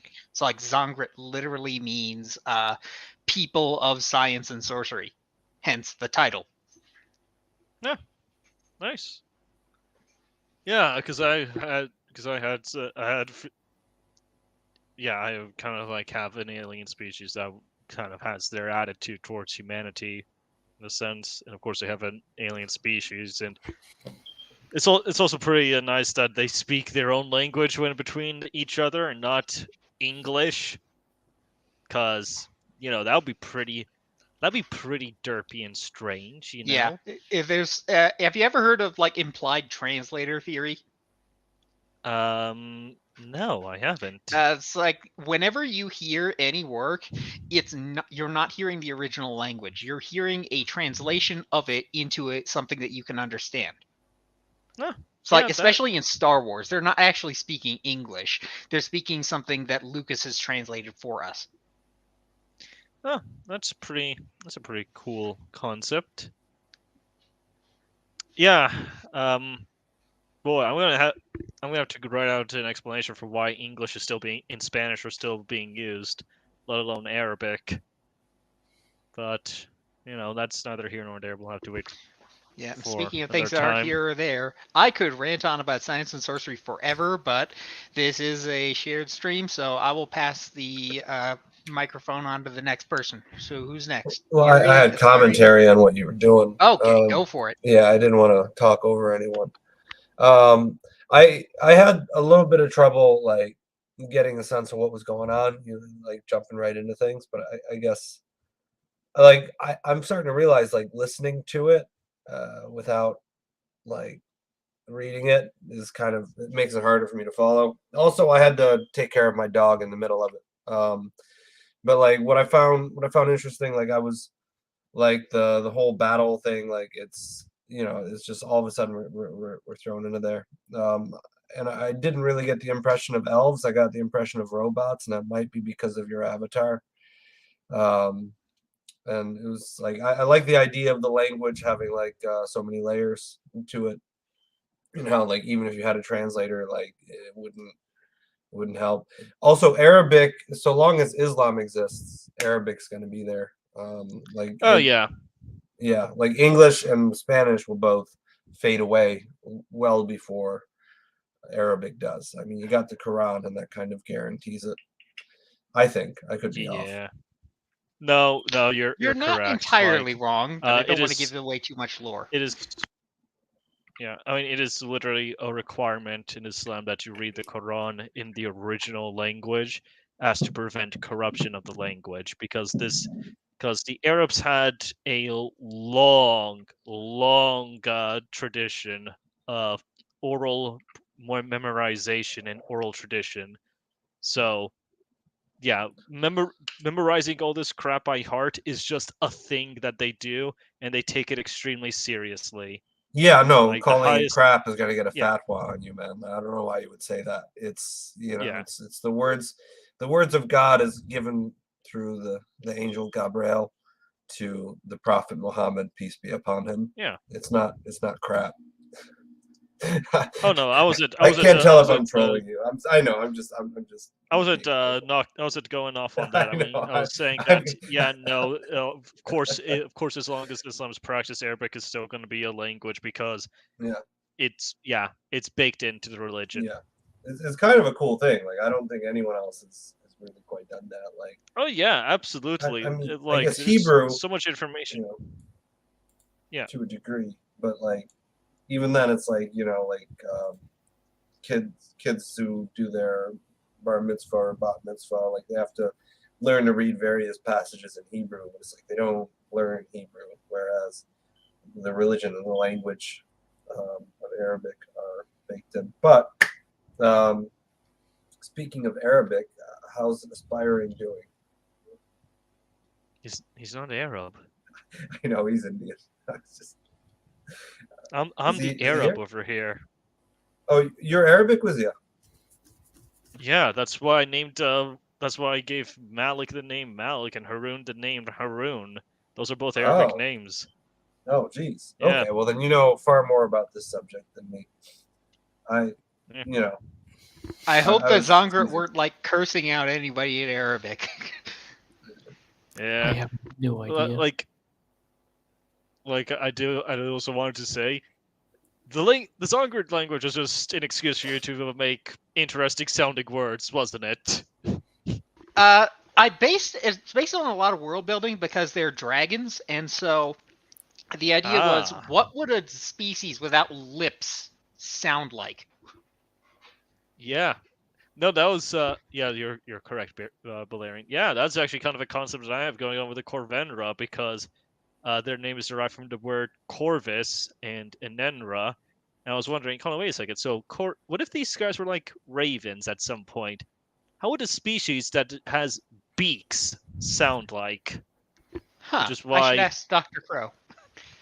Yeah, which is why you don't hear any F sounds in their language, because F doesn't exist. Well, the F is not able to be pronounced without the without the lips. Yes, which is Parrots and all can the do foul mouth ones go uck. I thought parrots could. Uck. Yeah, wait, parrots. Oh, that's so great. Parrots can't drop the F bomb. No, they will say uck instead. Uck, uck, uck, aku, uck, aku. Okay, fair enough. I thought people taught parrots. I've so many Maybe, jokes. I don't know. Parrots I don't know. Saying curse words. I don't know anything about parrots. So Aspie's not back. Well, Yeah, neither is Lord Aspie. Gun. Aspie, what are you doing, buddy? You okay? I hope Aspie's doing all right. Yeah, he's busy talking on all kinds of channels on Discord. Ring, ring, hello. Oh, he is here. No, he's gone. Yeah. Ring, Also, ring, hello. Valerian. Oh, yes, he's back. Haroon is there before Aaron. Aspiring writer, are you back? Yes. All right, there we go. So you want to go Well, the next? floor is asked, so go for it. Isn't Yuri or Drake just read? Isn't Yuri next? Well, we kind of skipped you, so. I will go after Yuri because I'm hoping Dunn can come back so I can put up an image. Okay, yeah. I have something a bit new this week to read. Oh, something I'm not going to be lost on. Okay. Oh, Yep. so not your own stuff, I'm assuming. Not your usual stuff. Okay. it is Yeah, after. it'd But be great to, for to once, hear it from the beginning. everyone will understand what the fuck is happening. Mostly. All right. So Well, let's everyone see. besides me. All right. So I guess just Yes. I didn't wind up rewriting. Excuse me. I didn't wind up writing anything new, but I have a different version of the story I read last time, and I think this actually goes with a lot of the feedback I got. So, I was looking up to see when I wrote it because it's just labeled the scavenger hunt recycling as like recycling as if like something I'm putting aside. So it is a much clearer narrative. Yeah, just I'm not sure. It's like 20 pages, so I'm not going to get through all of it. But Oh shit. if it's hopefully I'll find a stopping place. So it's 4:12 now. So 4:30, I will wrap it up around 4:30. Everybody ready? Sure thing. Go ahead. Right. The floor is all yours. Just don't mind the Excellent. bodies. Oh no, that's the only thing I mind. All right. December 21st, 2012. Every conscious being on the planet feels the bending of time around that date as it nears. The complete alignment of the planets would build a road to that black hole, to the place at the center of the galaxy into which time flees to leave our universe. 10 minutes to launch. Every planet, every star, its pull touches on a different surface of the soul. The Hindus say that it takes 7 lifetimes before one can even begin to grasp Vedic astrology. Suffice it to say, I had only the vaguest notions as to what was in store.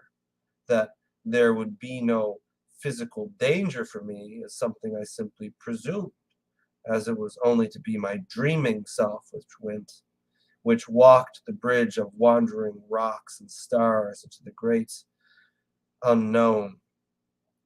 Of these rocks, Earth pulls hardest on the gross body, and so when the alignment hit, that at least would not be torn away. This body is my anchor in this world, but the astral body, that body of mind and sensation, that belongs firstly to the moon.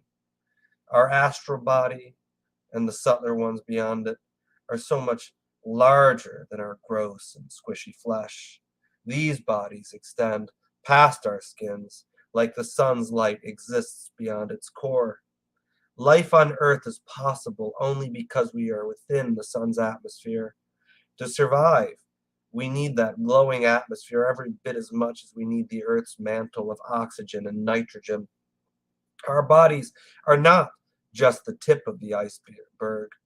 They are the core of our beings, formed from the pressure of life and ideas. Like the sun, that burning ball you see in the sky is formed from the pressure of hydrogen. Is the sun's soul just that point in the center which burns your eyes? Or is it the light which brought those eyes into being? Riddle me that. It is this same atmosphere in people that the different astrological bodies act on. This is the aura that psychics, charlatans, and swindlers are always going on about. Look around you. Is anyone near? If not, then the next time you see a person, let your eyes blur. Watch the edges of their frame. You'll see that you are looking through something. That slight refraction that the human atmosphere lends to light passing through it. This is the energy field which the moon, the planets, and the stars drive the tides of. It is a dry, invisible ocean. You can peer deep into it, and colors will manifest before your eyes, and you will see that it varies from person to person. The strongest influence Outside the earth and sun is the moon. The moon is the governess of tides, the conductress of the universal rhythm, goddess Luna, spinner of the wheels. I'd passed through her first, I knew. It was using her force that I'd tear myself free, in fact. I wore a pale moonstone from a silver chain around my neck. I breathed into it, made it the bottom of a hole for my spirit to roll into, and let myself sink into it, breath by breath. Spirit is the Latin word for breath.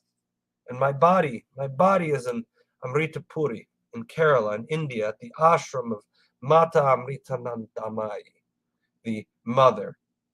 The perfect place to begin this journey for so many reasons. Perhaps most importantly, it would be facing the moon almost directly at the moment, the most absolute alignment of the planets.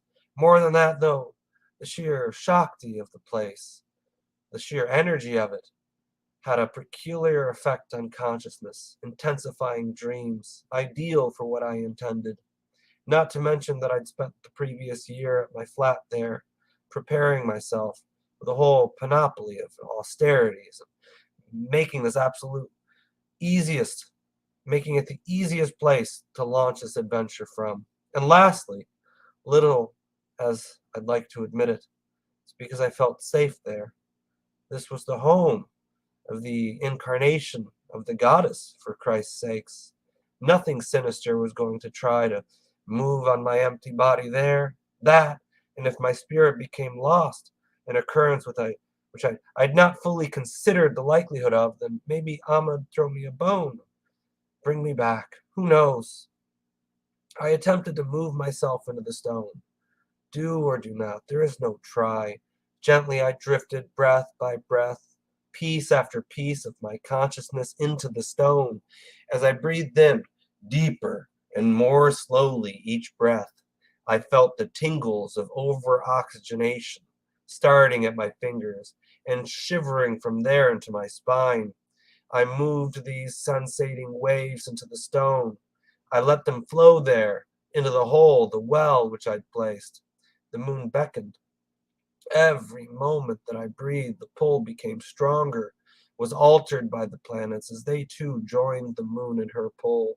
As Mercury aligned, my thoughts became more palpable, more malleable. They congealed, and I pushed them, pulled them into the stone. I considered what I was doing, its meanings, its effects. I would push my soul into that underlying darkness which we upon this earth orbit, to find a way from that single point of origin to some unknown date in the future. How did I know I could do this? It was an idea, a strong one not from my mind, but from some place deeper, from my own shadowed origin. I knew that the proper rituals I could see the future through, the future of mankind, and my spirit of myself would find its way back to this gross form. This body collapsed, not quite lifelessly, upon the floor of my room in that skyscraping monastery, ready to shoot its spirit like a laser into the infinity of space. And Venus came. I could feel her, a sort of cold fire churning the tingles of the oxygen into an arousal of every sense. I felt myself drawing it into the stone, and flashes of the emotional peaks of my lifetime crept into my consciousness. I had to weather them, to ride astride them, or else lose concentration and fail in this journey, and be swept into the world of the simple, though powerful dream. There would be no forgiveness for this. I moved myself away. I expanded. From the outside, I examined my internal scars where Venus made herself most known. I caught them like so much wind in the sail of my consciousness. I made them come as they were, as synapses and stimuli, nothing more, not as losses. I let no shattered heart form the face of no lover from my past whom may somehow, if allowed, become some greater part of me, and me her. I let no complex sentences, such as the one prior to this form.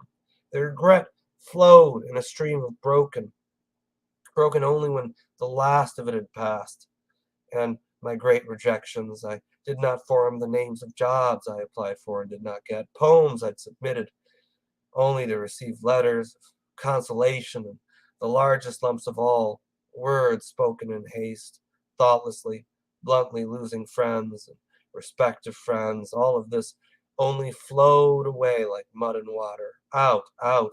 I made the moonstone of this waterfall, the bottom of a waterfall, which carried with it all of these weights, which kept me tied to this body and this personality, into the stone. My first friend I had forgotten until Venus reminded me. My family's moving away. What could we have been? So alone for so long. That was only this life. Mercury beckons. That was only this life. Let it run like water, and then begin to grow of its own accord. Myself within the stone, my body forgotten, eternity growing around me. I no longer need to steer, only ride. Already past the Cirrus belt and zooming towards Jupiter. Infinite momentum, but no mass. The scientists of our day say that the speed of light is unbreakable, that light is the one true speed limit which needs no cops to enforce it. This is true only for matter. Consciousness is without such limitations. Think of Saturn, and already consciousness is there, already there. Jupiter's golden majesty behind me. I pass Saturn, and then I almost miss seeing Uranus. I open my eyes and see the stars, really and truly for the first time. No atmosphere, no astigmatism to interrupt. I look into my true eyes, the eyes I had before my body, and I see Uranus with the whole round spectrum of light. Glorious. I feel a sudden urge to look back towards the sun. The awe gripped me. This was that which we could not see, but which held us all. How could I have been so reckless as to think I could pass through it? How could I have had such arrogance as to presume that it would not crush me into nothing, that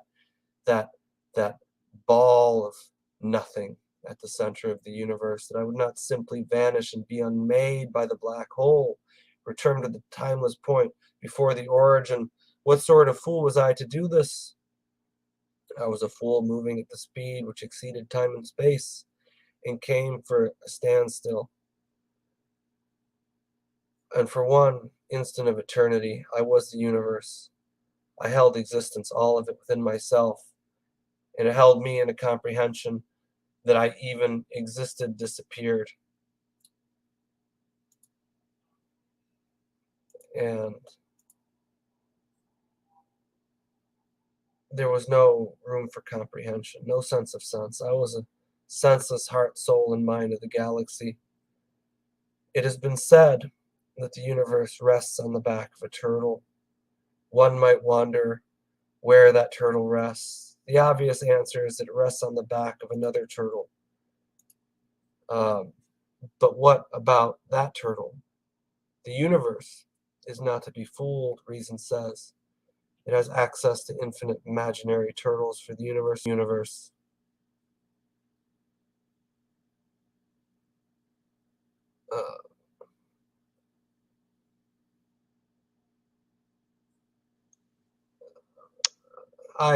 I'm just going to stop here. I realize this is just as bad as the last one. I realized that a while ago. I kind of want to skip to where stuff happens. Hold on. Like, there's stuff that happens eventually, but I'm realizing this is like, I really need to trim this down or just restart. This is from 2010, and I feel shy. Don't be bashing yourself too quickly over there. Yeah, let the jury speak on what you presented, my dude. Something I learned a while back. Sorry, wait. You didn't. I heard you didn't finish. You stopped. Yeah, I just like no. For one thing, like one of my going. Discords. Keep going.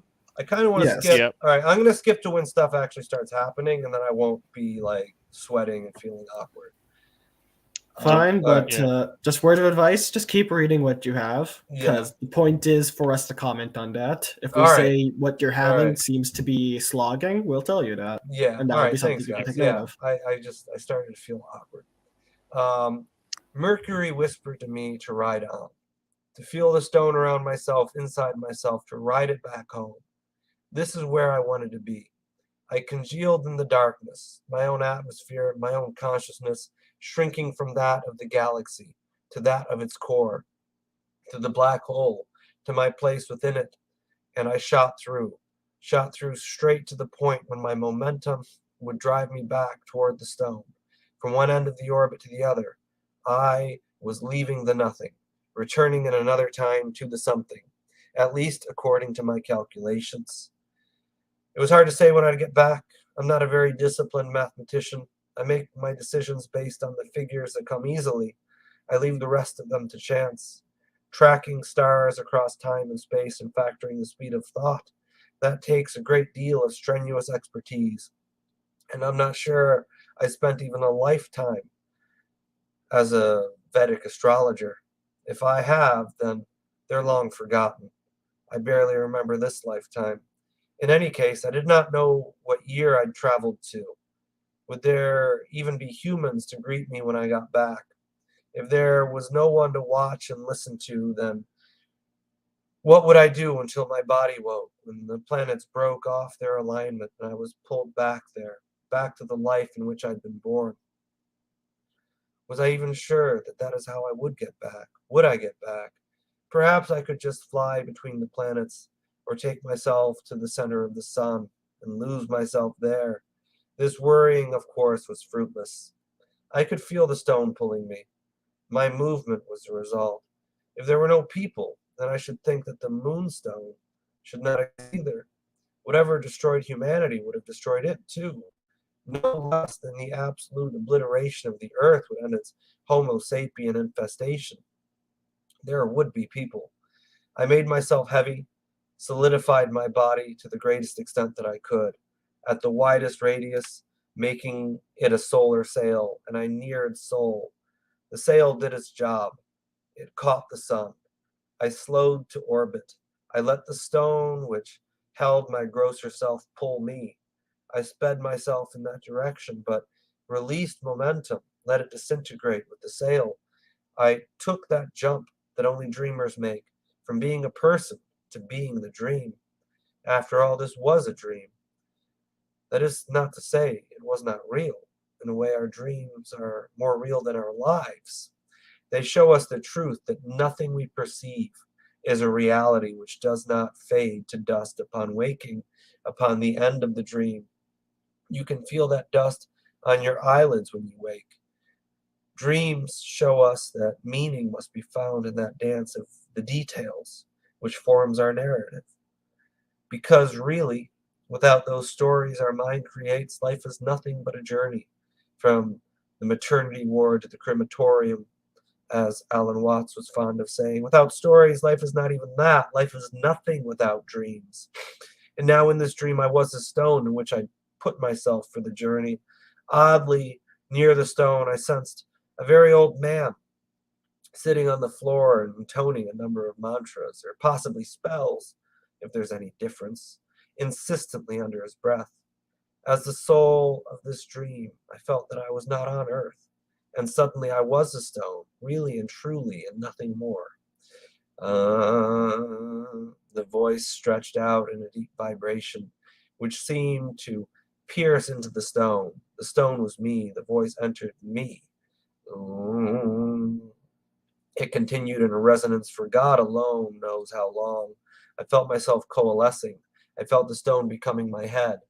It's outside my skull. It's inside my brain. The voice broke off suddenly. No longer could I hear the sound, though I could still feel the vibrations. I opened my eyes in shock. This is not what I expected.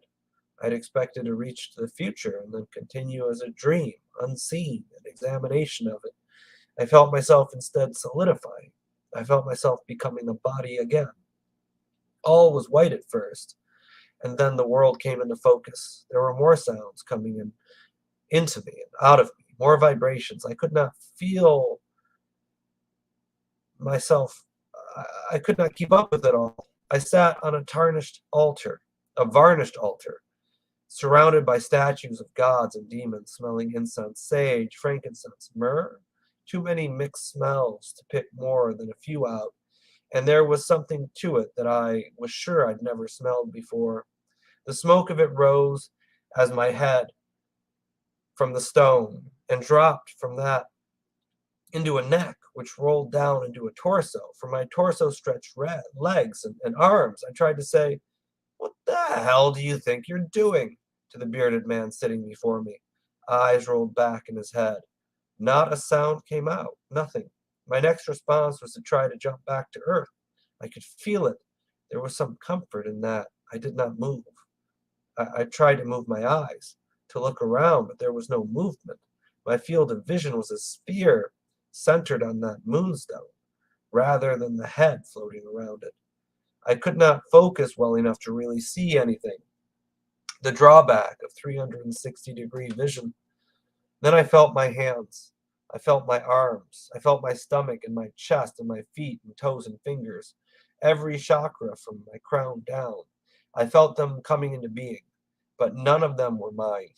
They were being formed by someone else. It was the old man who was spinning these wheels. I could do nothing but look at him. He was the focus. A long white beard flowed from his chin like a silk waterfall. His hair did the same, from around the bald circle in the middle of his head. His head glowed almost tangibly. I'd never seen such a bright seventh chakra. I felt as though I emanated from it. He wore a golden kurta and baggy saffron pants. His eyes slanted ever so slightly at the corners between his wrinkles. He was very old indeed. There did not seem to be time at this moment, not even dream time. I was entirely in his hands. He was someone beyond me. Suddenly, I could hear, not just sense sound, or know what was being said, but hear with ears as though I were awake. The loudest sound was coming from him and filling him, and his eyes rolled down from his forehead, and they held me. You know what you did was dangerous. I do not need to tell you this. Reckless, beyond reckless, to leave your body as you did, to leave this behind. He picked up the moonstone, where anyone could have taken it. Supposing some diabolical magician had come across it and felt the warmth of your being within, do you think he'd have given you a body? Do you think he'd have allowed you to wander unmolested through the universe? Do you think he'd not have devoured or enslaved you as you slept? I could not move or speak. You are very fortunate that this happens to be in my hands when you return to it. Yes, I've felt you returning for nearly a decade now. Maybe not an extremely long time, but still. He trailed off. If Hanuman had not told me where to find you, then I don't doubt some Martian wanderer with a psychic spark would have felt it and taken you. If not that, then you'd be completely at the mercy of the hungry ghosts that haunt that place. So reckless. Were all men of your time so reckless, so thoughtless, so naive? I'm amazed to be alive, if that's the case. Speak, ghost. What do you have to say in your defense? My body lays in the home of the mother. I have faith that she kept me safe as I lay there, and that upon waking, that I decided upon the stone's trajectory through time and space, that you have it only because I want you to have it. What I'd like to know is what you've done with it. What have you done with me? Oh, I thought you'd decided upon its trajectory through time and space. Why don't you explain it to me then, since you are so wise and knowing, old ghost? Old ghost? What year is this? Shouldn't you know already? He oozed with self-satisfaction and wry humor. I think the word for him is curmudgeon. He was an old curmudgeon. Okay, I think I'll stop it there. Like, it actually, I did start getting into stuff where stuff was happening, and I felt awkward with how long the beginning part was. like Yeah. overly. Yeah, go ahead. All right. So thoughts. That was a pretty cool little thing. And literally an out of body experience of traveling through the universe. That feeling that you had that this was a bit too long, you might want to listen to that because it definitely feels like we spent the majority of your runtime over here listening to you describing the journey. It's very nice that you took the time and effort to describe the journey. However, people have an attention span that unfortunately is not always very long. I'm not saying to shotgun approach everything and make it constantly something's always happening in your face. It's more a matter of just a pacing issue, trying to figure out the perfect balance between description and stuff happening. Yeah, I realized that as I was reading it. Like I read it a few months ago, but I was kind of in a manic episode, and so like I was just like, oh, everything's awesome, everything I've ever done. So like it didn't have the proper levels of critique, and I just remembered it being better than it was. But yeah, it's like if I could, I'd have to cut that probably in a quarter. Like the part above where he meets the wizard would be a quarter. Anyway. Yeah. Because you did communicate the idea that this guy's having an out of body experience and his soul is traveling across the universe and all that stuff. That bit is abundantly clear, and it feels like we spent about as long traveling around the universe as it did in real time in the story. So, yeah. Yeah, no, this is like a 1-to-1 ratio of time spent. Yeah, that's yeah, it was way too detailed. Yeah, I mean it's good that you are capable of doing all of this. It's just that pick your battles. It's good advice, yeah. And if you're looking for something to focus on, the way I like to see it is that how a character would describe something says just as much about them as it is about the thing that they're describing. So what the character is pointing out say about them? Like the stuff you were talking about with it is said that the universe is on the back of a giant turtle and stuff of that nature. That's getting into where we're starting to learn something about that character. I want to learn something about the character while we're also looking at the universe. Yeah, because this That makes does feel like someone is writing and trying to teach someone about all this stuff while also experiencing it. Yeah, I was intending the character to be kind of like self-absorbed, but yeah, like it's anyway. Johan, looked like you were saying. Well, the main problem what I figured out with the story was that I'm quite fast distracted of the story if it is not pointed out to me what what is gonna be happening. But for the rest, I cannot comment on it because of that. That's my main problem.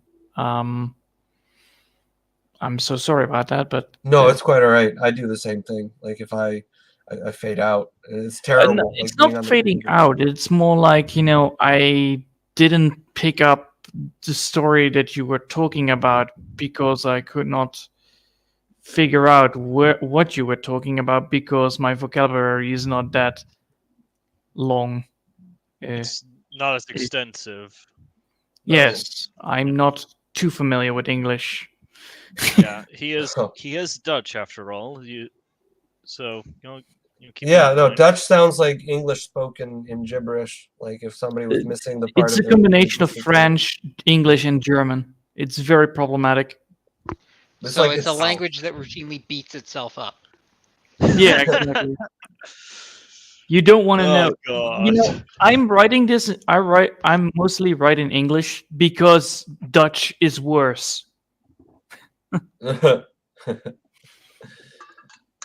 God damn, talk about an identity crisis. Imagine being part English, Dutch, and part English, French, and German. Jesus Christ. If you want me to speak Dutch, I can just say words towards you, and you don't have no clue what I'm saying. So, Would you surrender to yourself? zou ik mezelf gaan verslaan door op te geven? Nee, dank u. Oh God.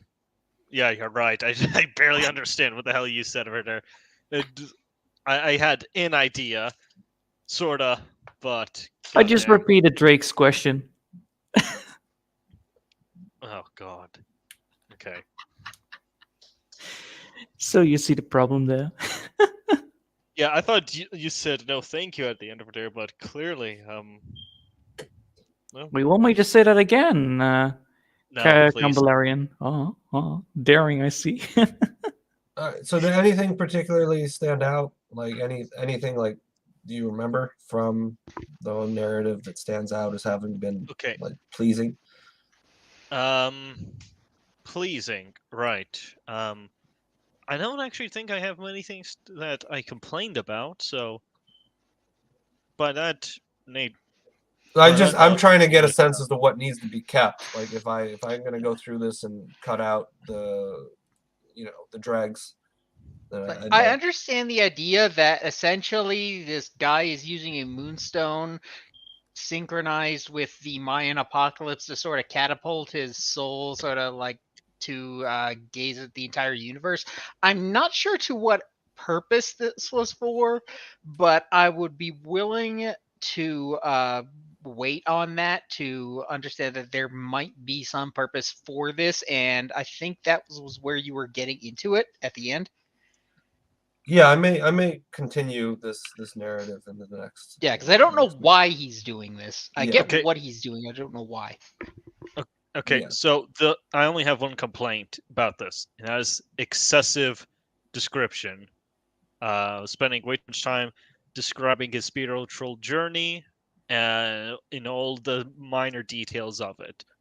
Look, that's so well and good, but be sure to sort of cliff notes it a bit more. Yeah, no, you don't have it to needs describe to be like a quarter as long. Yeah. That's why I started feeling awkward. I didn't realize how freaking long all that was. Like I remembered when I remember last time I read through it, it was short. It was like a quarter of that length. It was just real quick, and then we're in the woods, right? Like we're on the road. Yeah. But that's not how it actually played out. That's why I got really awkward and this is too much. Why won't it stop being just words about you can also describe how the character feels about it. Yeah. It's spending less time with describing the actual journey and spending a little bit of some time describing how the character feels about it. How do they feel about it? Or is it exhilarating? Is it boring? Is it everything they've ever wanted? Is it fascinating, horrifying, things of that nature? Yeah. All right. So is Aspie ready? Yeah. Hey, Aspie, you ready? He's probably. I can change your name in my server, Wes. Watch You've it. already done it several times, my dude. Yeah, and I can always come up with worse, or Trip can come up with worse. Okay, fair. All right, so you have Wispy Follower 1, Wispy Follower 2, and the original Aspen Rider. There you go. Give me a sec, because... okay, fine. Truce. I'll stop calling you Aspie, all right? And now the truce is finally settled, and now everything will be going back to prosperity and harmony with all people combined. Yes, until Trip inevitably breaks the truce somehow. By magic, or pansexual raccoons. She's Trip. She is bound by no alliances. That's fair. anyways, so instead of my normal shit, Trip Alright. in the Red Hand has been doing a writing challenge, which is due Ah. today. Yeah, it's 5,000 to 7,000 words. And basically, the challenge is she gave 3 images. You have to pick one, and then make a story based off that image, which I am currently asking Dunn if he can give me share permission so I can show you guys the image. So you can tell me how well you think I adapted. I'll probably only be reading half of it this time. Unless, maybe I can ask Dunn how long it's going to take before he comes back, in which case I can read all of it in one go. I think he will be busy quite a long time. I think we will be at least 3 hours in. All right, story time with aspiring writer. Let's go. Yeah, exactly. Here, hold on for a second. I'm gonna need to pull out more bodies to cut out and build. But don't worry about it. I still have reserved writing, so don't worry. I still can do something even if we're done. No worries. Currently, I'm just waiting to see if Dunn replies and lets me share screen. Let's be honest. Will he reply? Probably not, because he's done for. Ah!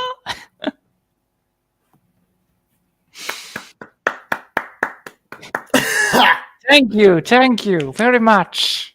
I appreciate your appliement. Mm-hmm. Oh, I'll wait maybe like 5 minutes. If he doesn't reply by then fuck it. One of you guys can tell me if he does while I'm reading.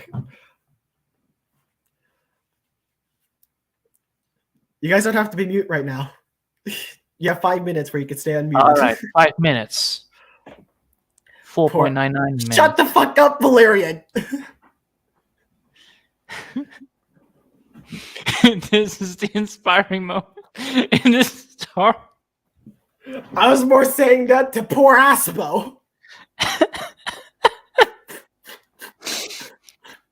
So, great news. What do you think of this inspiring new story that is going to be running around? I don't know. It might be sounding a little bit crazy, but it is quite inspiring to these people over here. Yes. Sorry. Have you guys started reading yet? Nope, we are waiting 5 minutes to see if Dunn replies to my ping about letting me share screen. If he doesn't, one of you guys tell me if he does. Right. Because all right, well, try my best. What the heck? So, what the fuck? Did he say what the fuck he was doing? He was doing something that will probably take an hour. Ah, he didn't say? Okay. He's probably visiting his girlfriend or whatever. I don't know. I can confirm that is not the case. Even if you can't share, you can still post them on StreamYard chat. If you can't. Yeah, true. You can post the image on StreamYard chat so that we can see it.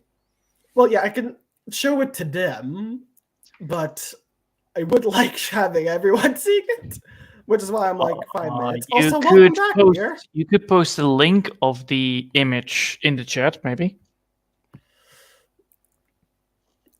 No worries, dear.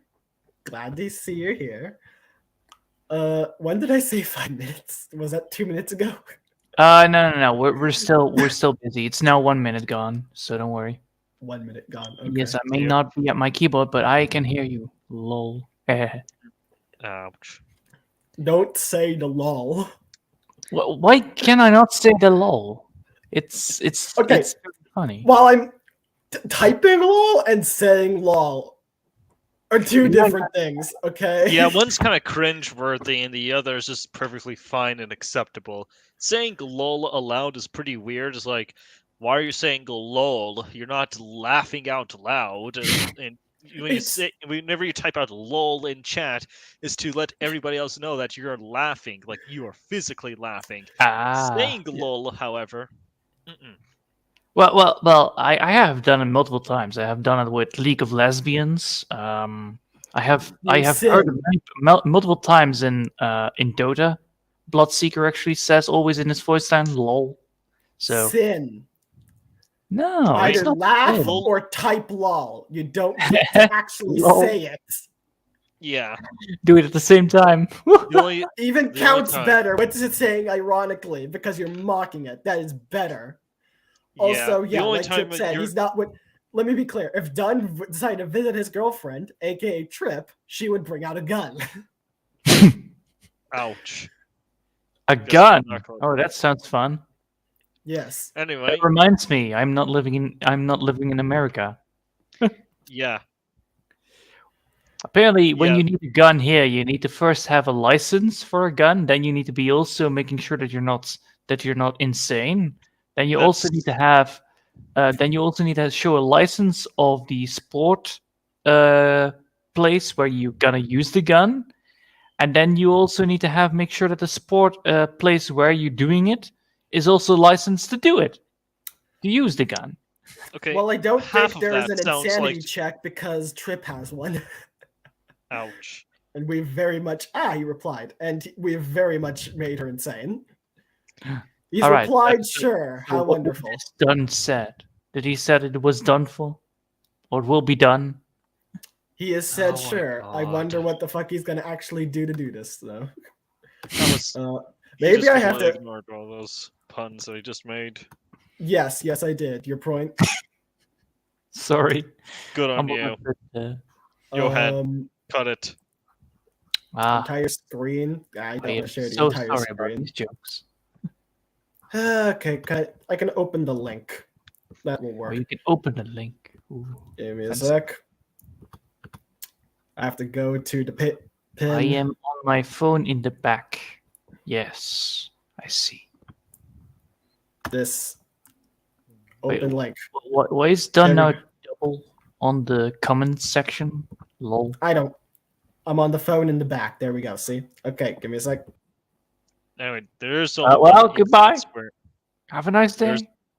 there's only one instance in which you're allowed to say the word lol, and that is when citing the following meme. No, why did you sting me, Scorpion? Surely now we will both drown. Lol, said the Scorpion. Lamau. Okay, so yeah, my mouse does Lol, not get like wrecked. me. That was my. That's the second time that's fucking happened. Yeah. There we go. Share.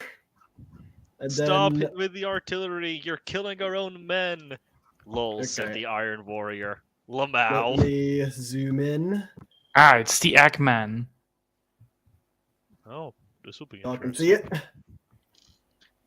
Spooky, There scary we go. egg. Yes. Let's go. So this is the image that the story is based off of. I'm a very Fascinating.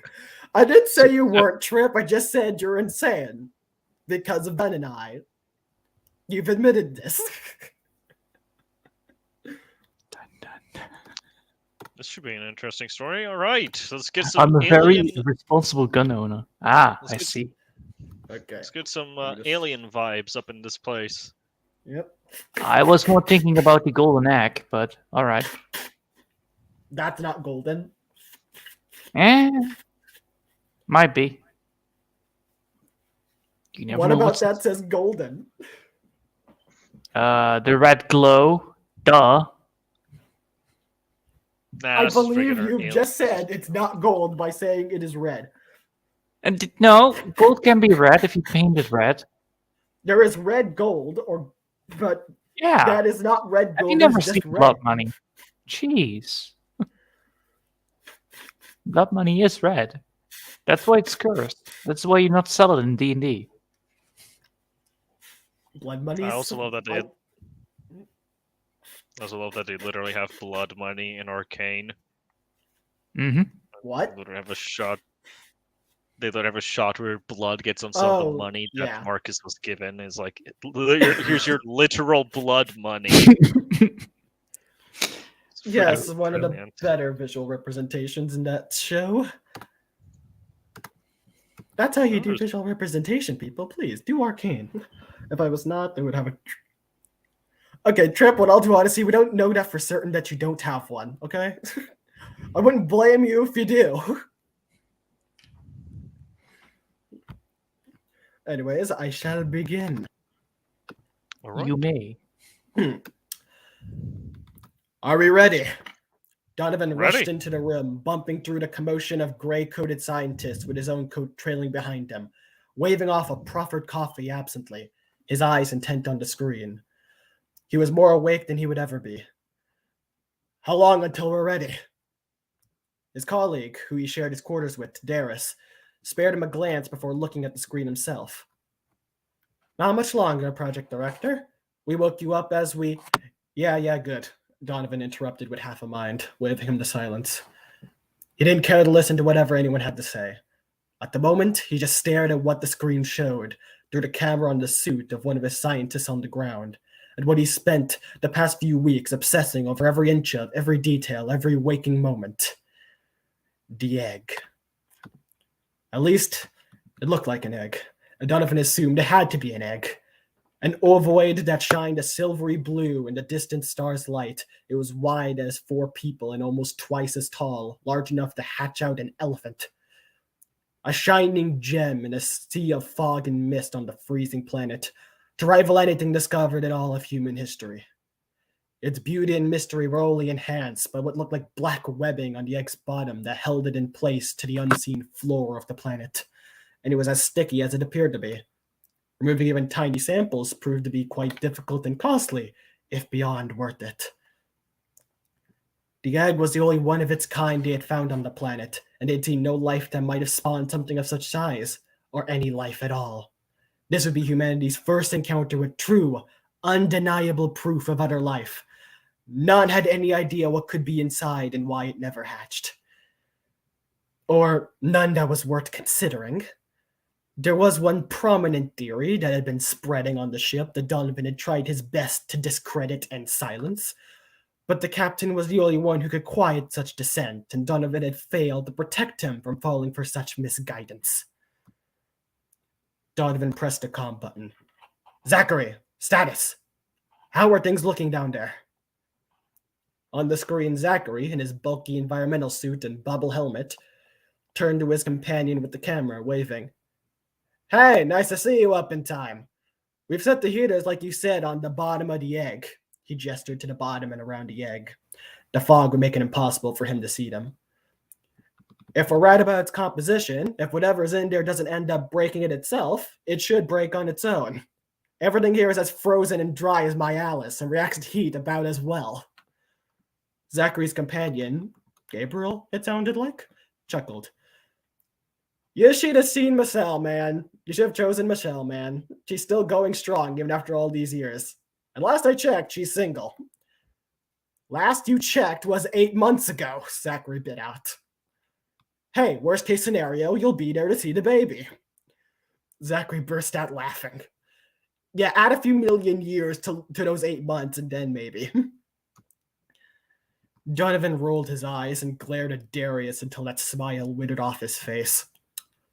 While I appreciate you reminiscing over your ball and chains back home, we are on the verge of the most incredible discovery possibly in all of humanity's history.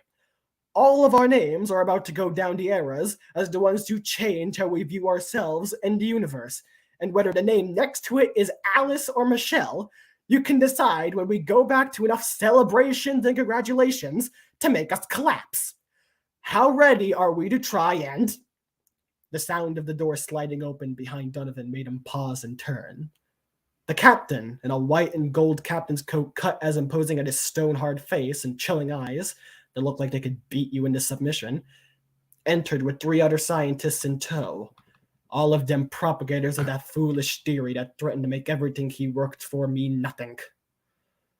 Approaching Donovan, the captain watched the egg curiously before turning to him. I was not notified you were about to begin. Next time, make sure such oversights are corrected.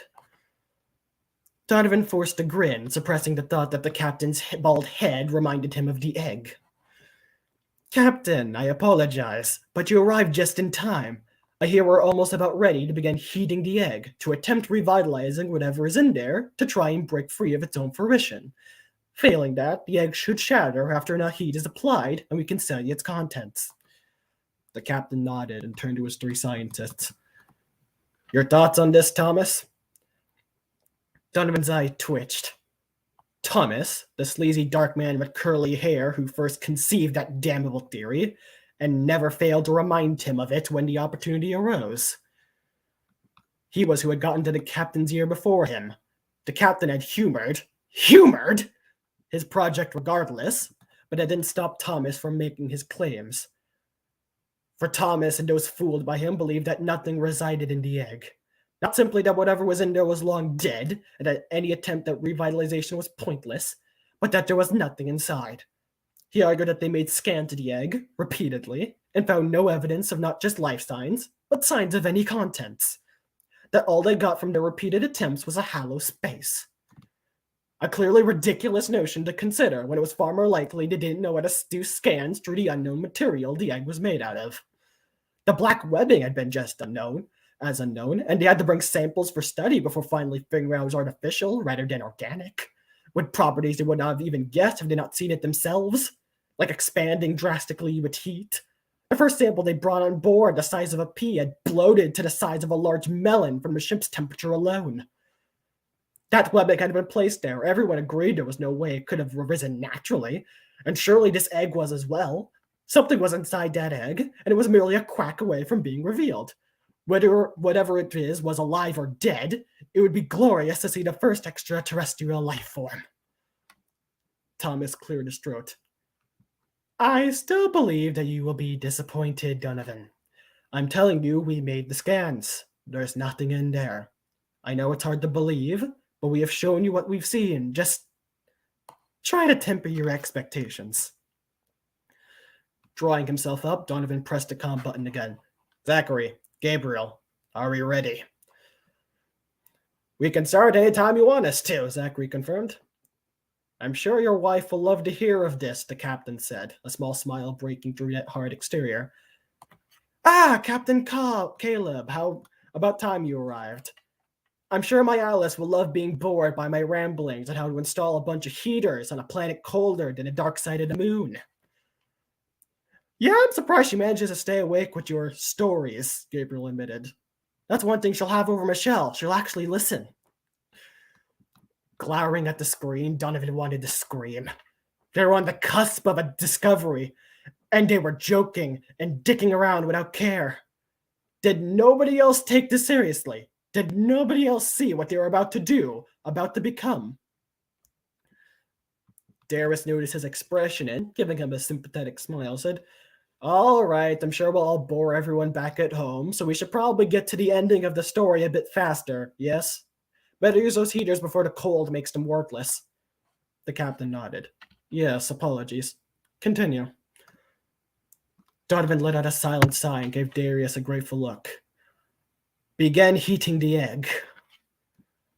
Zachary knelt down, and the bottom of the egg shined with a red glow in contrast to its upper blue, the heaters warming up. Zachary and Gabriel stood back, and everyone held their breath, watching the screen like the audience of a movie, anticipating, waiting, on the edge of their seat. Well, some of them were on the edge of their seat. The glow got brighter as the heaters grew hot enough to repel the fog, and he could hear people sucking in their breath. Would they see a crack? Every second that passed was another second that proved whatever's in there was dead. Donovan would take alive or dead, but he wished he could see what was inside alive.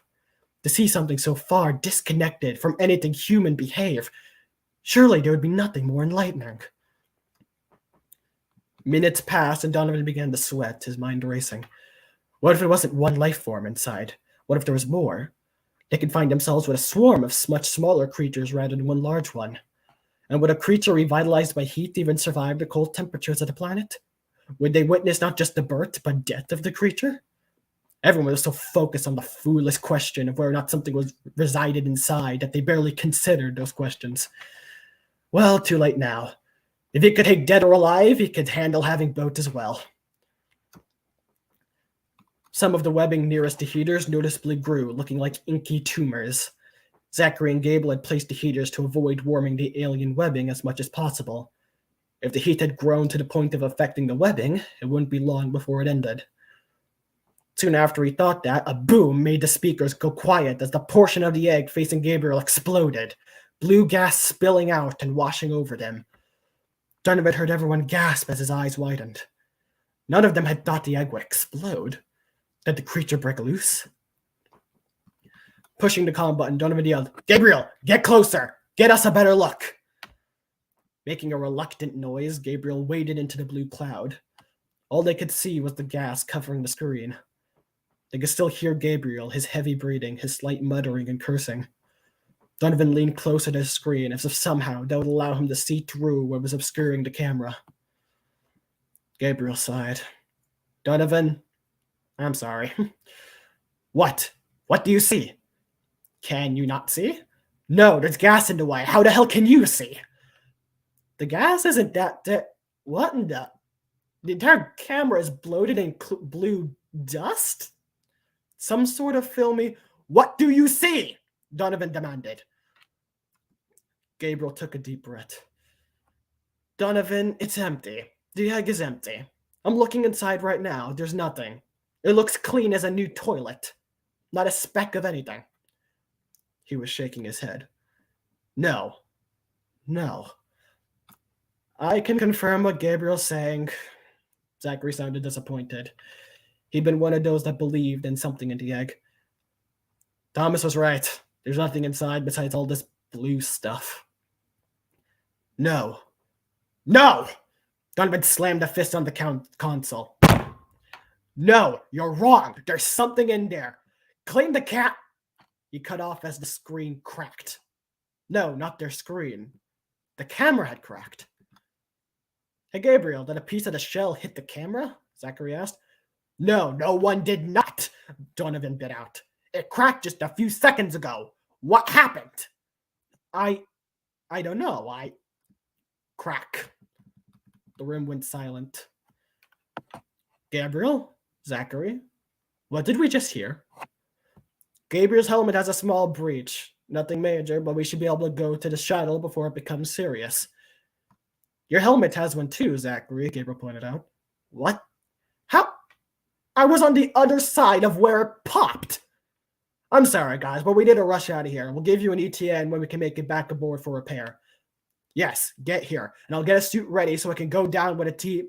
"No," the captain cut him off. "You heard what they said.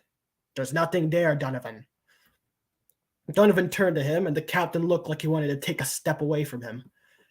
"They are missing something. There is something. There can't not be something. There's too much there for it to just be nothing." Thomas gave him a sad look, and Donovan bared his teeth at him, making the captain glower. "Donovan, I hereby forbid you to leave this vessel until we return to Earth. Your project has ended.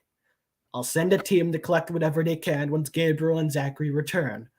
But you are not to go down there. It's over, Donovan." Everyone stared at him. He didn't take his eyes away from the captain's hard gaze, but he could feel everyone's eyes on him, making his every hair stand up. Slowly, he turned from the captain to Thomas. Those eyes looked at him pitifully. Pitifully! His smoldering glare must have given away what he intended. The captain stepped between the two, his height giving him almost a finger's length to look down at him. "I believe you should continue your rest. Do not make me restrict you to your quarters." Breathing heavily, he eyed the captain, considering. He felt a hand on his shoulder and harshly waved Darius away. With one more defiant glare at the captain, Donovan slowly walked back to his quarters with as much dignity as he could muster, with everyone staring at his back, knowing he walked away in shame and disgrace. Donovan did not rest. He laid awake, staring at the darkened ceiling, lost in thought. He was so sure. It made no sense. There's too much there. What about what they had found out about the webbing? Why was it there, the only one of its kind? What of all the things that said something was there, the things that made no sense unless there was something there? How did they plan to account for those? He didn't even notice when Darius entered. Donovan just became suddenly aware of him preparing to sleep in his companion bunk. How long had he been laying there for Darius to be back? "How are things?" Donovan mumbled, unable to put any care into his voice. "Gabriel and Zachary arrived not too long back. They were delayed by something." "And the team?" Darius shook his head. Captain didn't want anyone going down there till they get the suits repaired. Gabriel and Zachary didn't arrive in too great condition. They were stumbling a lot and needed some support to reach the medical bay and slurring a bit. Might have been exposed a bit too long. Donovan pursed his lips. If they were in the medical bay, there's no way he'd get to ask them about what happened down there. By the time he did get the chance, they'd likely be on their way back to Earth. Donovan, you know Zachary and I hoped you were right. If there was anything, you'd have said so. You need to let it go. He shook his head, not responding. There was nothing to say. What was there to let go? Nothing. There was nothing to let go. That's what everyone kept telling him. Nothing. There's nothing. Be prepared for nothing. Expect nothing. Terrace sighed and climbed under his sheets, drifting off. Donovan still couldn't find a rest. He felt numb, but there was still a feeling, a nagging that kept him up. A nagging that there was something there, something he'd missed, but something that didn't quite fit right. But what?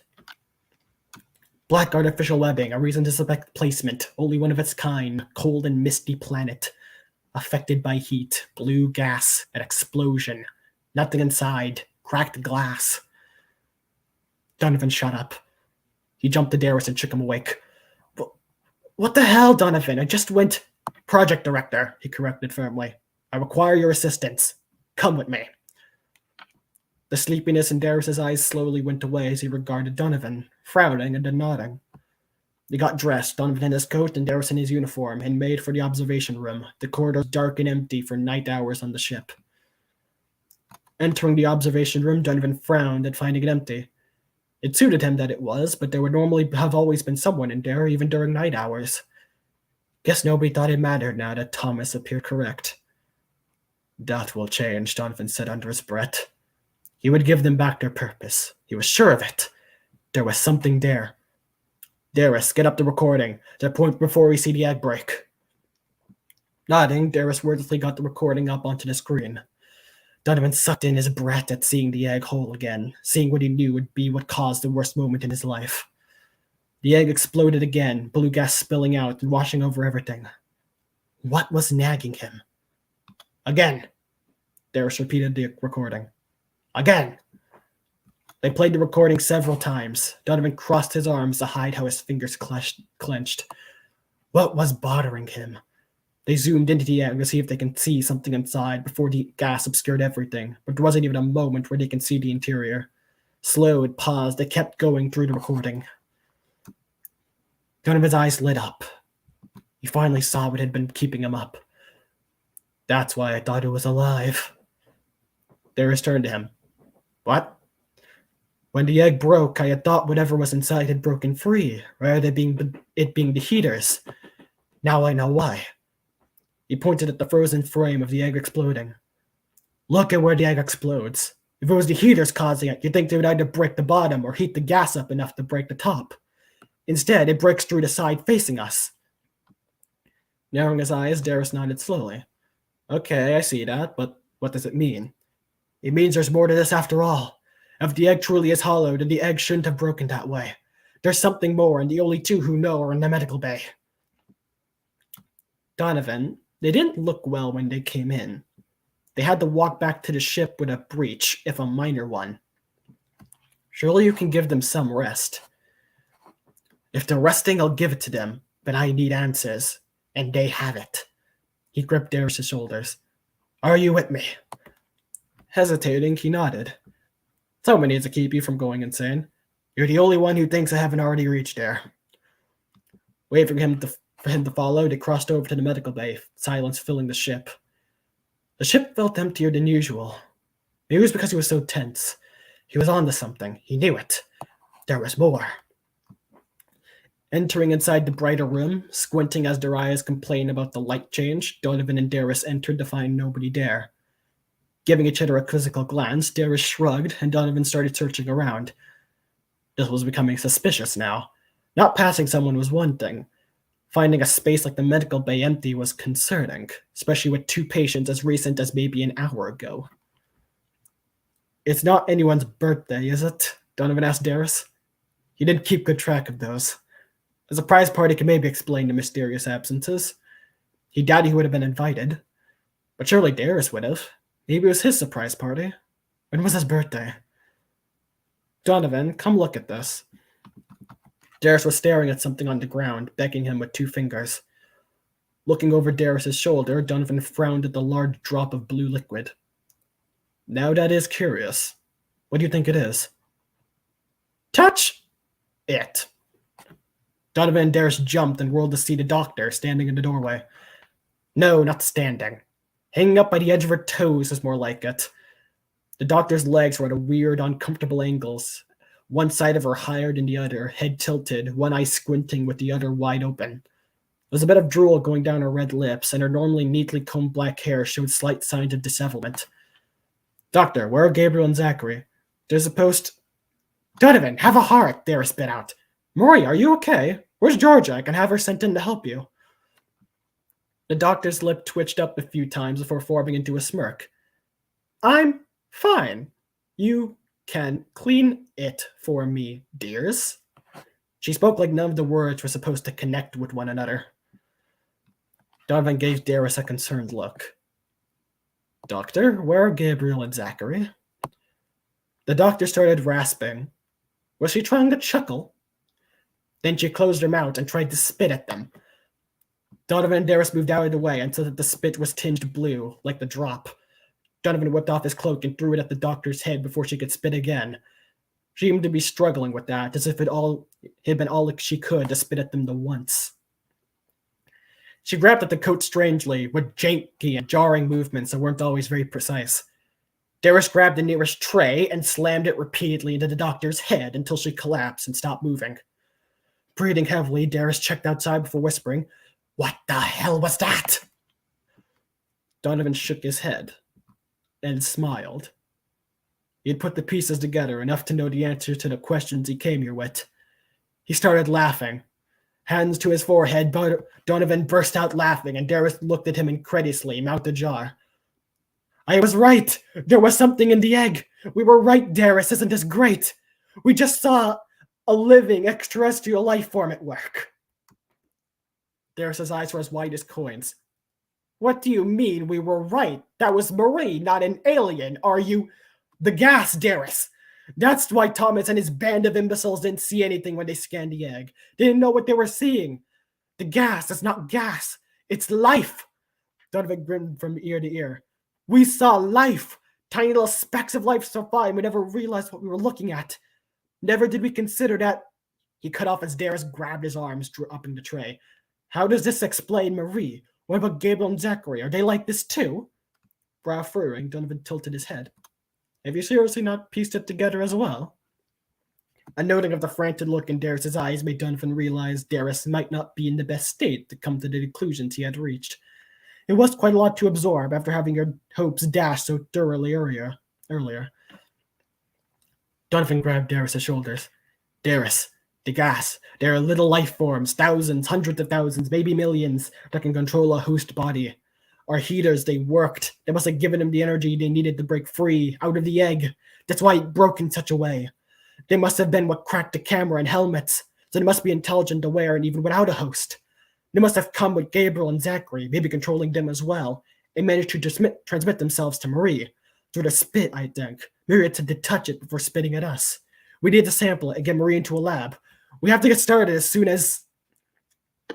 Darius backed away from Donovan, looking horrified. Perhaps not that inappropriate of a reaction when considering the undertaking these life forms presented. Donovan barely knew where to begin. How are you taking Sorry. How are you taking this so well? Darius almost whispered. You've all but said we let a parasite into our ship, seeing it for yourself, and your only concern is thinking about how to study them. At least 3 of our crew are dead, and you... We don't know they're dead, Donovan cut him off firmly, raising a finger. He would not allow another foolish theory to interfere again. We don't know how they control them, who they transmit themselves to. It could be reversible, in which case, they're fine. We don't know that, even if it's curable for how long, and they may as well be dead where we are. Donovan nodded. You're right. We have to get off the ship and get others to see us. Once we get word to Earth, we'll have more than we could ever need to study this and get everything fixed.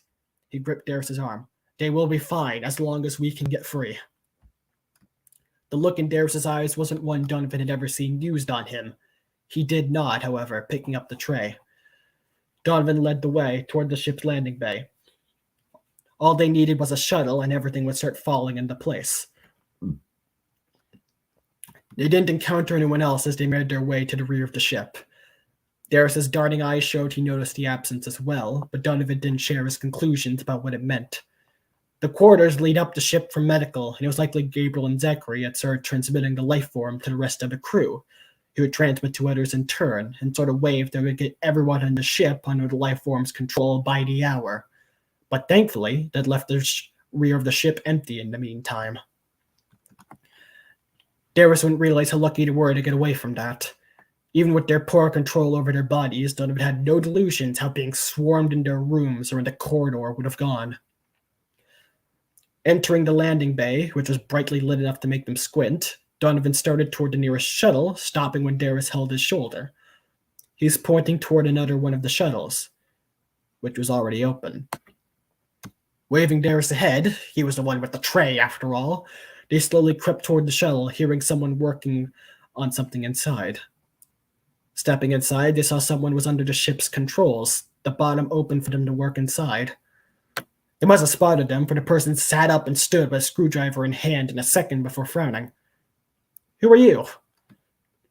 Darius lowered the tray in his hands, which he'd been preparing to swing. Donovan asked incredulously, "Zachary?" There was no mistaking the blonde and black hair pointed forward. "Darius? Donovan? Is it really you? You aren't one of them?"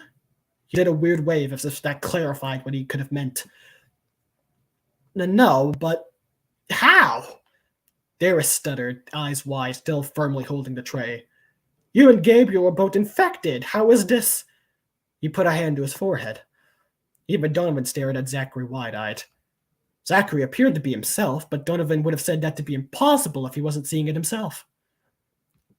"Gabriel was infected, not me," Zachary explained. "I don't think the breach in my suit was big enough. But as we were in medical, Gabriel was acting weird and suddenly spit on Marie. And a minute later, she's convulsing and shambling as bad as Gabriel. I might be a terrible storyteller, but I've read enough to know what that means, so I ran faster than when Alice saw me.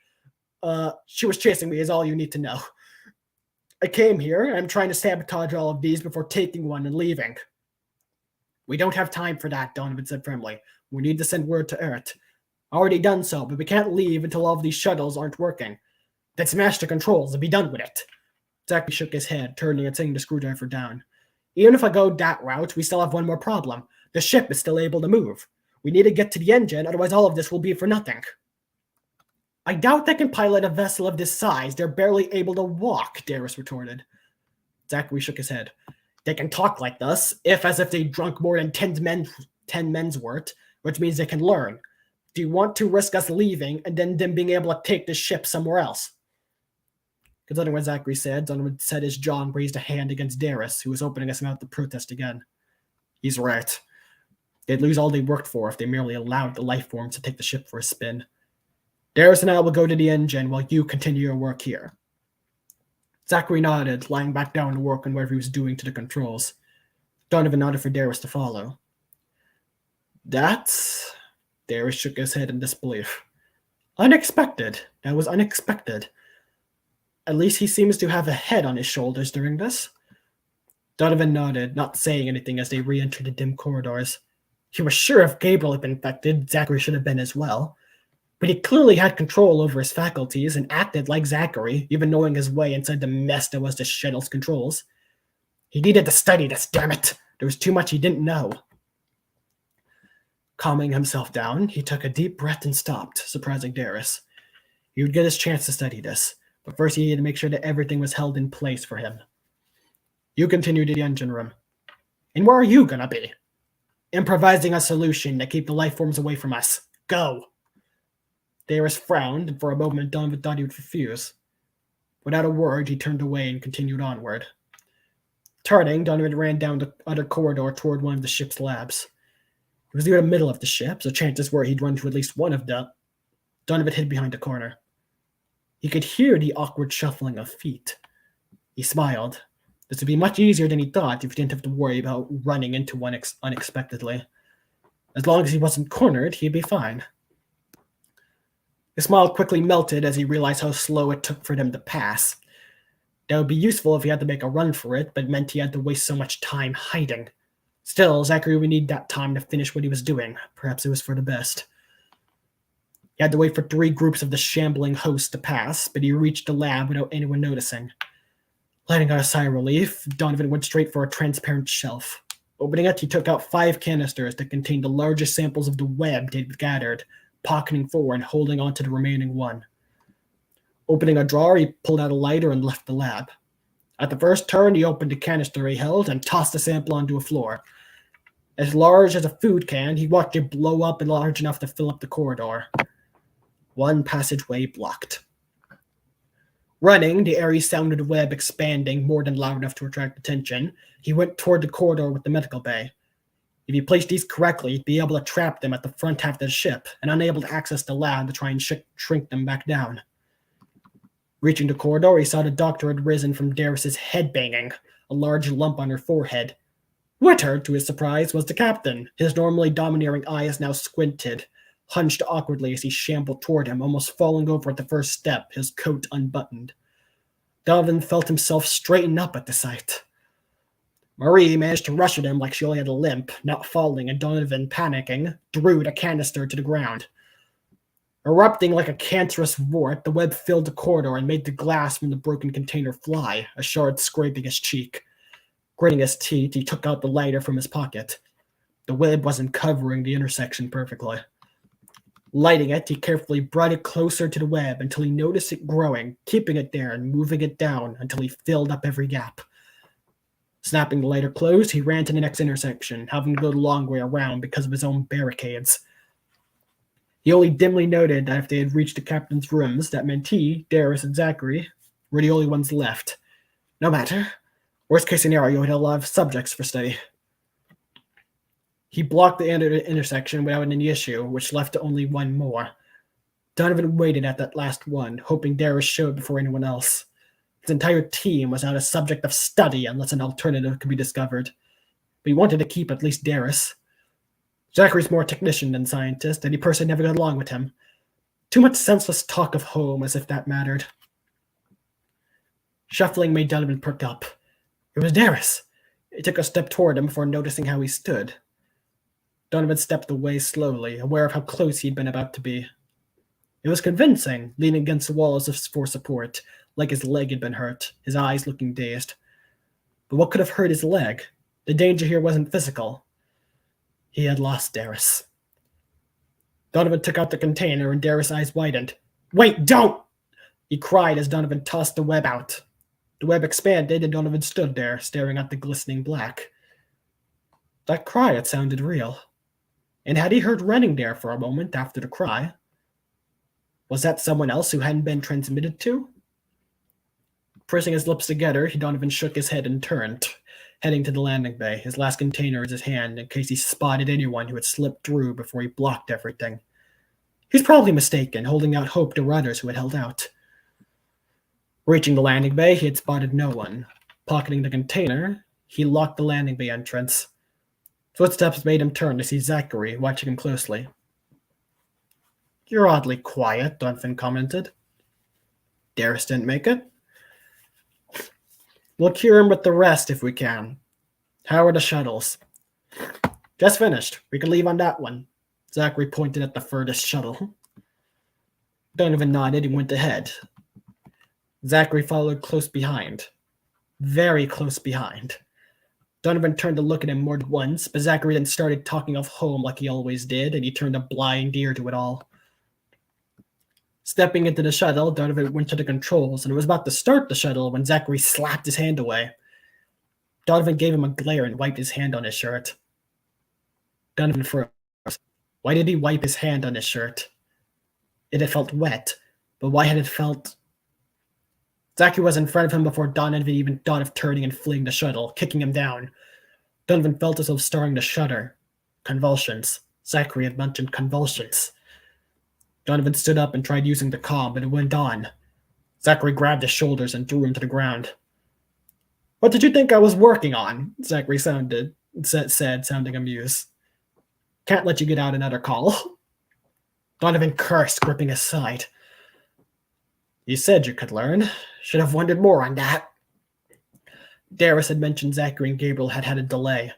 A delay so they could learn enough not to be so obvious as those they just transmitted to get used to the bodies. Yes, Zachary mused in a very un-Zachary-like way. You're so like them, our parents. Think you could never learn more than they expected. Donovan couldn't help but smile. I was right. Not Zach. Shit, sorry. Lost my place. Donovan couldn't help but smile. I was right. It was placed. There are others. Not Zachary tilted his head. Not sure if it's are rather than was. And indeed, you were right, except for something you never considered. Not Zachary leaned down till his face was in front of his. That egg was our prison. We were surprised to find we could move again after so many. I don't even know how long. And now, finally, we're free again. Frowning, Donovan asked, but why send us to the engine? Because we don't need it. A bunch of shuttles with survivors will be more easily brought in with less caution. Blinking, the shutters became worse, his thoughts becoming more slowly as his head felt like it was starting to implode. Donovan struggled to see what Not Zachary was saying.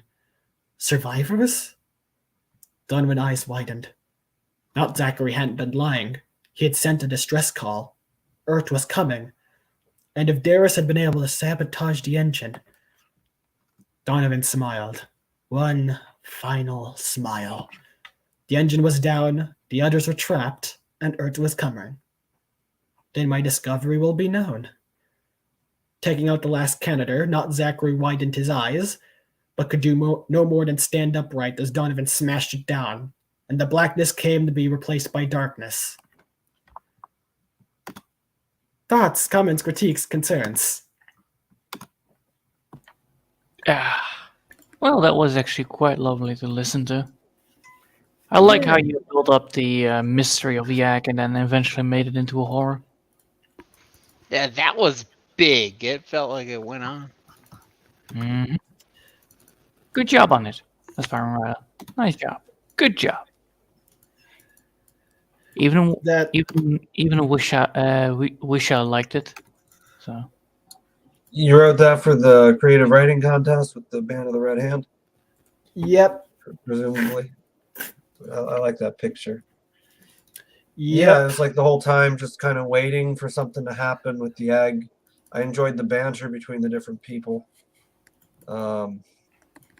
Yeah, it's like, you know, when's this egg gonna break? Okay, there's some cracks going on. There's, you know, it's like an old 1950s sci-fi kind of thing,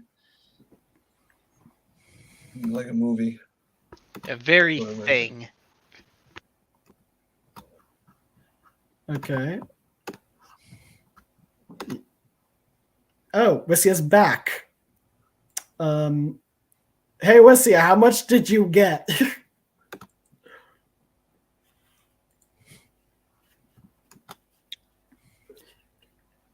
Wissia?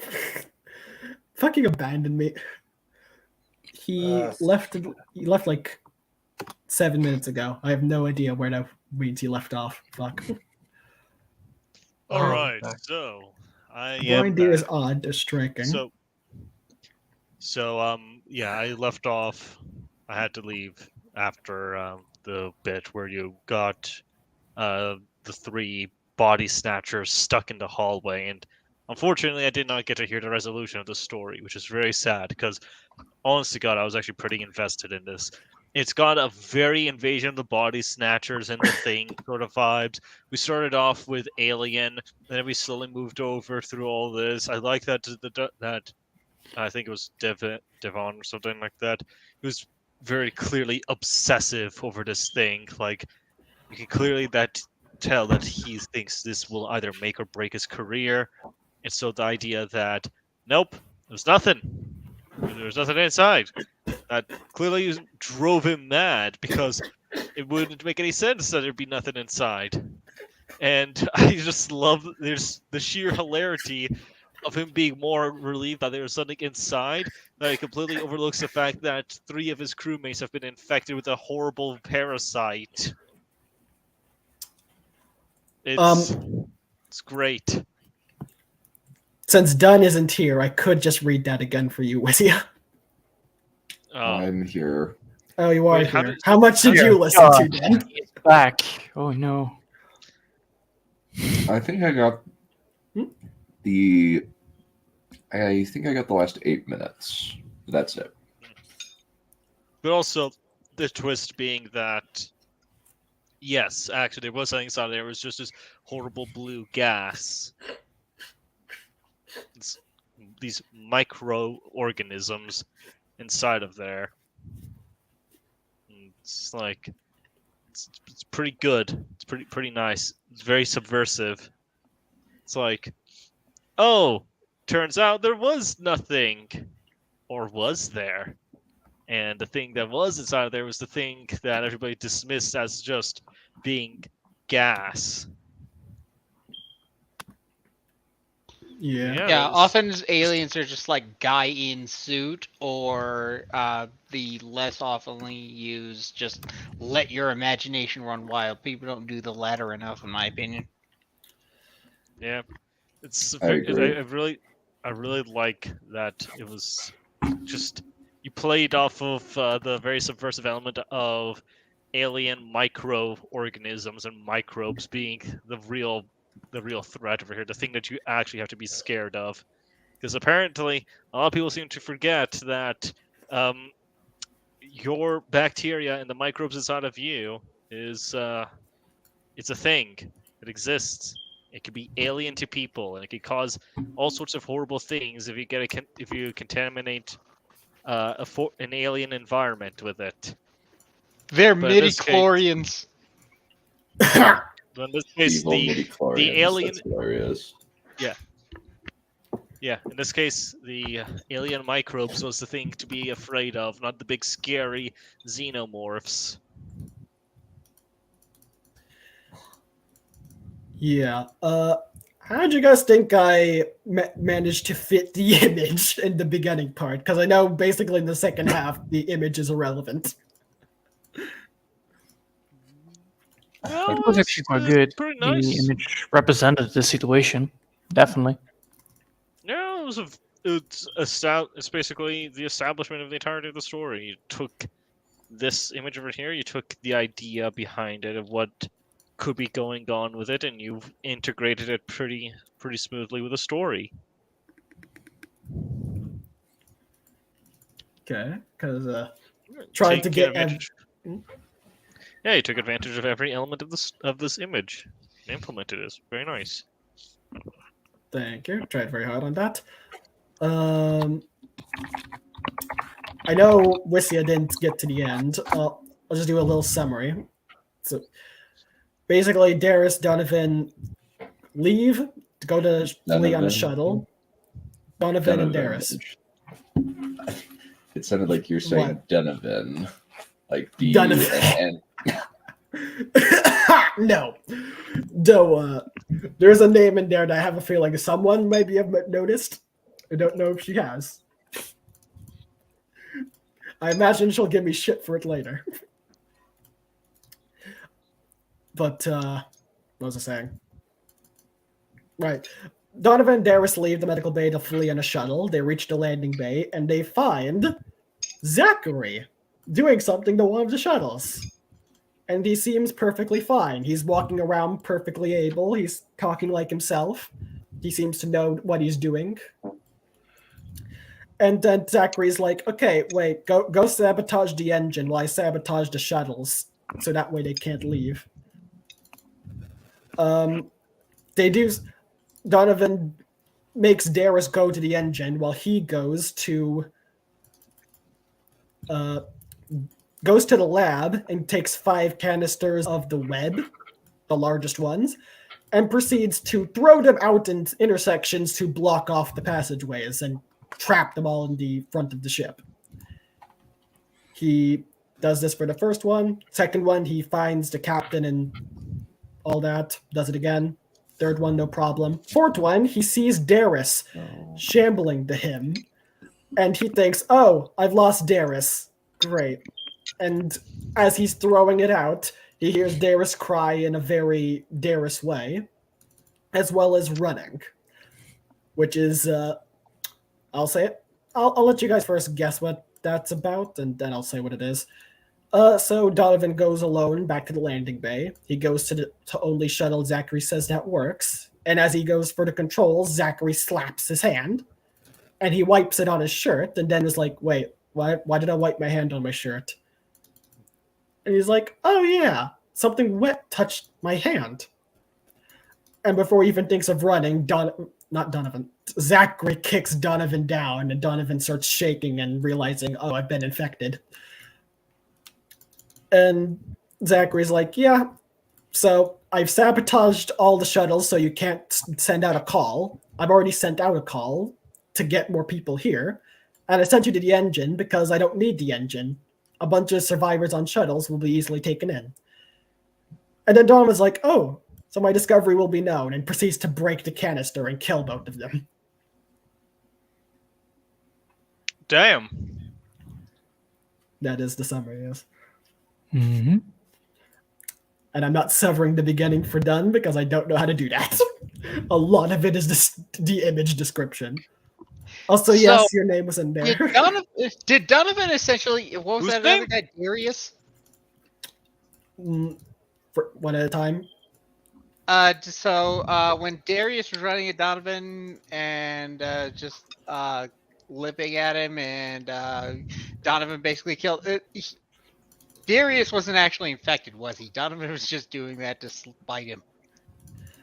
Donovan wasn't doing it to spite him, but yes, he was not infected. Basically, it's hinting that Gabriel is attacking Darius, which is why you hear running, because Darius clearly is in a condition to. It's a little hint that, like, oh yeah, so Gabriel and Zachary can run and move perfectly fine. I thought it was, this is for doubting my theory, asshole! No, Darius believed in the theory, but that would be more the captain. But yeah, it's just meant to be the ever so slight hint. It or what? It's meant to kind of just explain where the fuck Gabriel is, and the most subtle foreshadowing I could never do. Yeah, there's a lot of characters to keep track of. Yeah, a few. I try to keep them down to the main three, which is Zachary, Donovan, and Darius. And then there's This just a is few where I little think extras. books actually have an edge, because if you think you missed something, you just flip the page back. Yeah. I mean, you can do that with shows too, but yeah, you don't have to screw around with the remote control or anything. Just like page flip. True. Yeah. So, any more thoughts on this? Not really. It's actually quite good. So you could feel the situation coming alive every single time. Oh, sorry. No worries. It's down. There you go.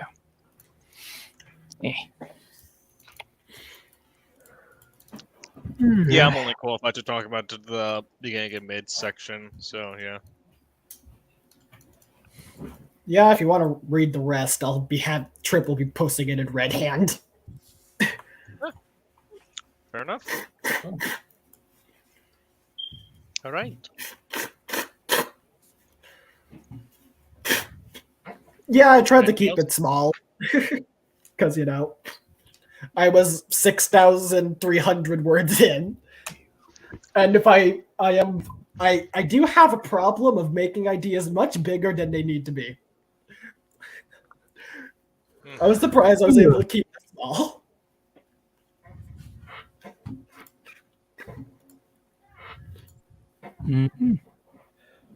So what next?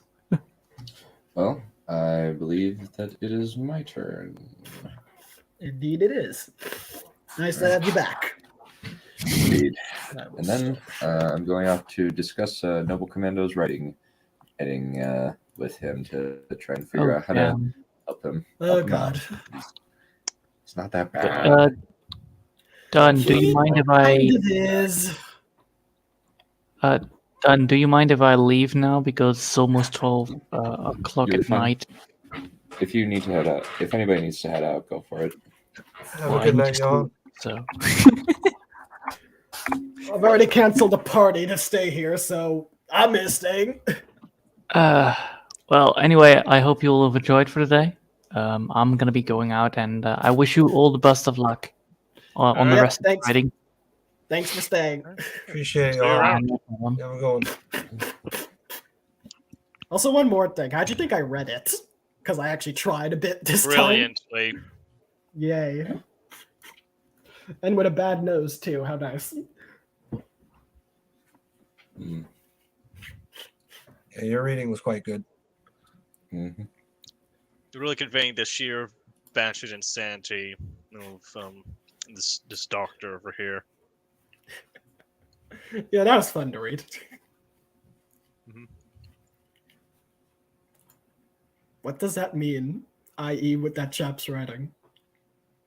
Helping Noble Commando. Oh, okay. Yeah. I think if you give him feedback, he's willing to kind of he's willing to give some feedback, and accept it if he respects you as an authority figure.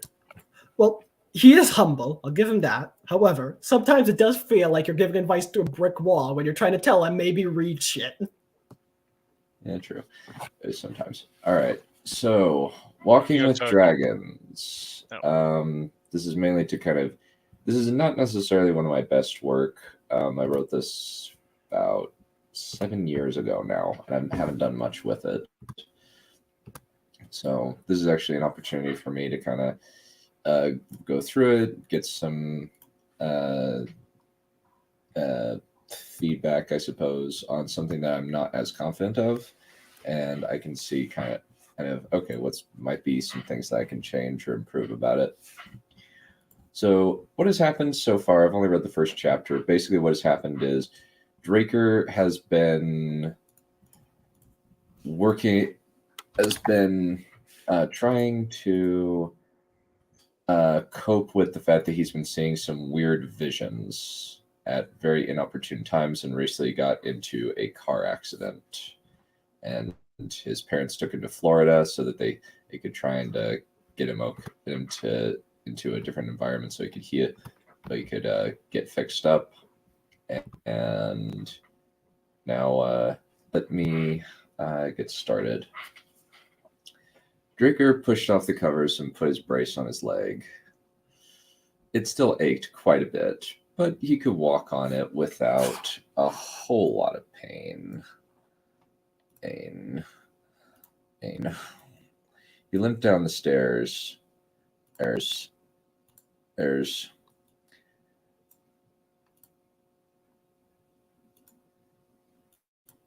stairs, using his good arm to support himself against the railing. His mom and dad were eating breakfast over at the table. Well, and he was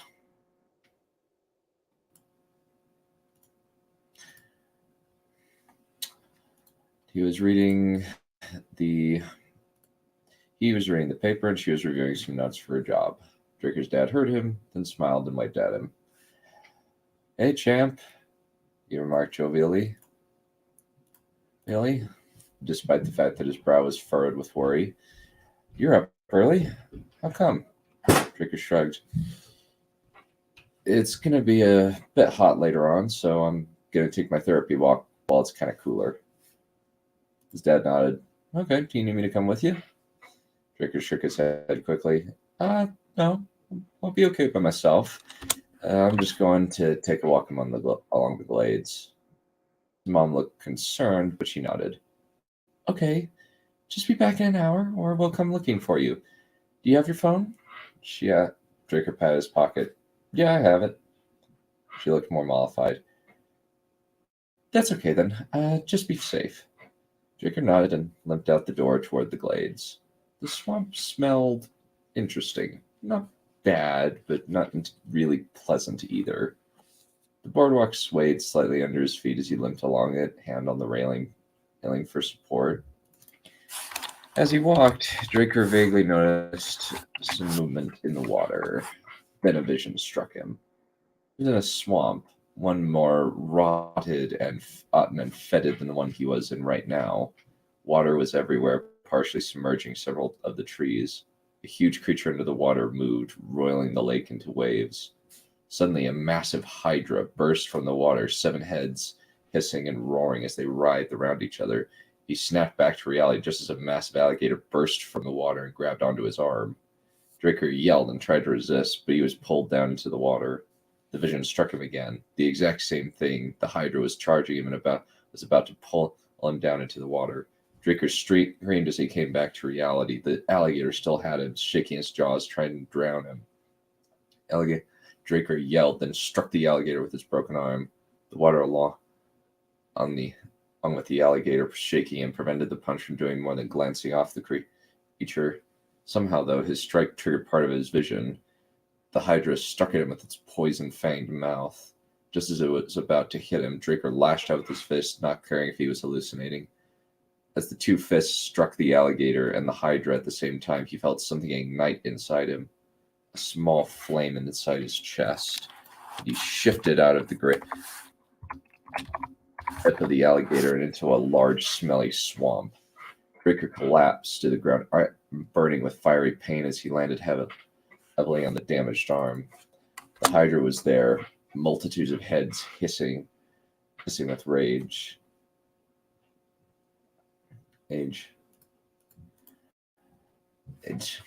Draker groaned and tried to get up, but the hydra had other plans. 2 of the monster's heads attacked him, striking at him like serpents. Draker pushed off his damaged arm, pain seemingly absent in the face of such a terrifying opponent. And then the Hydra's head struck where he had been, then 3 more struck at him. Draker reached out and grabbed a stick with his good hand. Just as he grabbed it, he pushed himself up and stabbed out upward.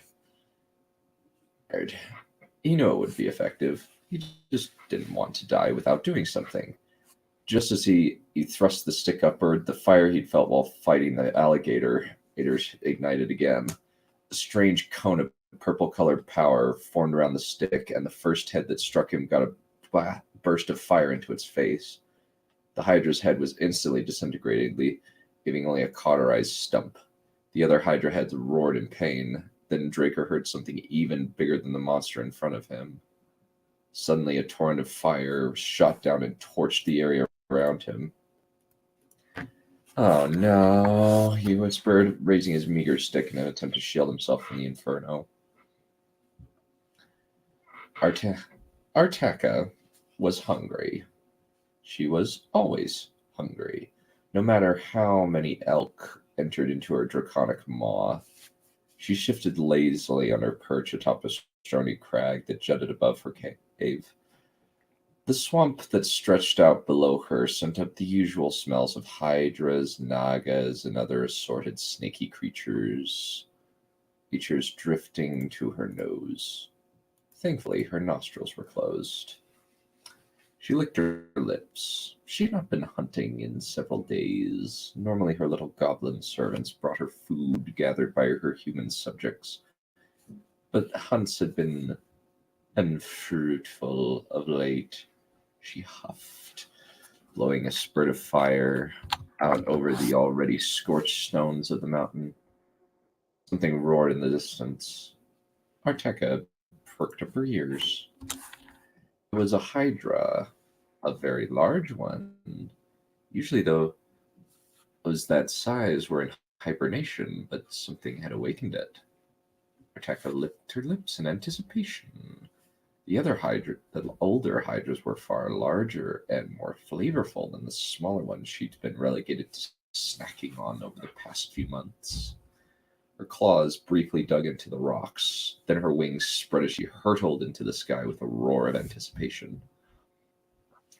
Suddenly, just as she approached where the roars were happening, a jet of fire, almost like dragon fire, shot from between the trees.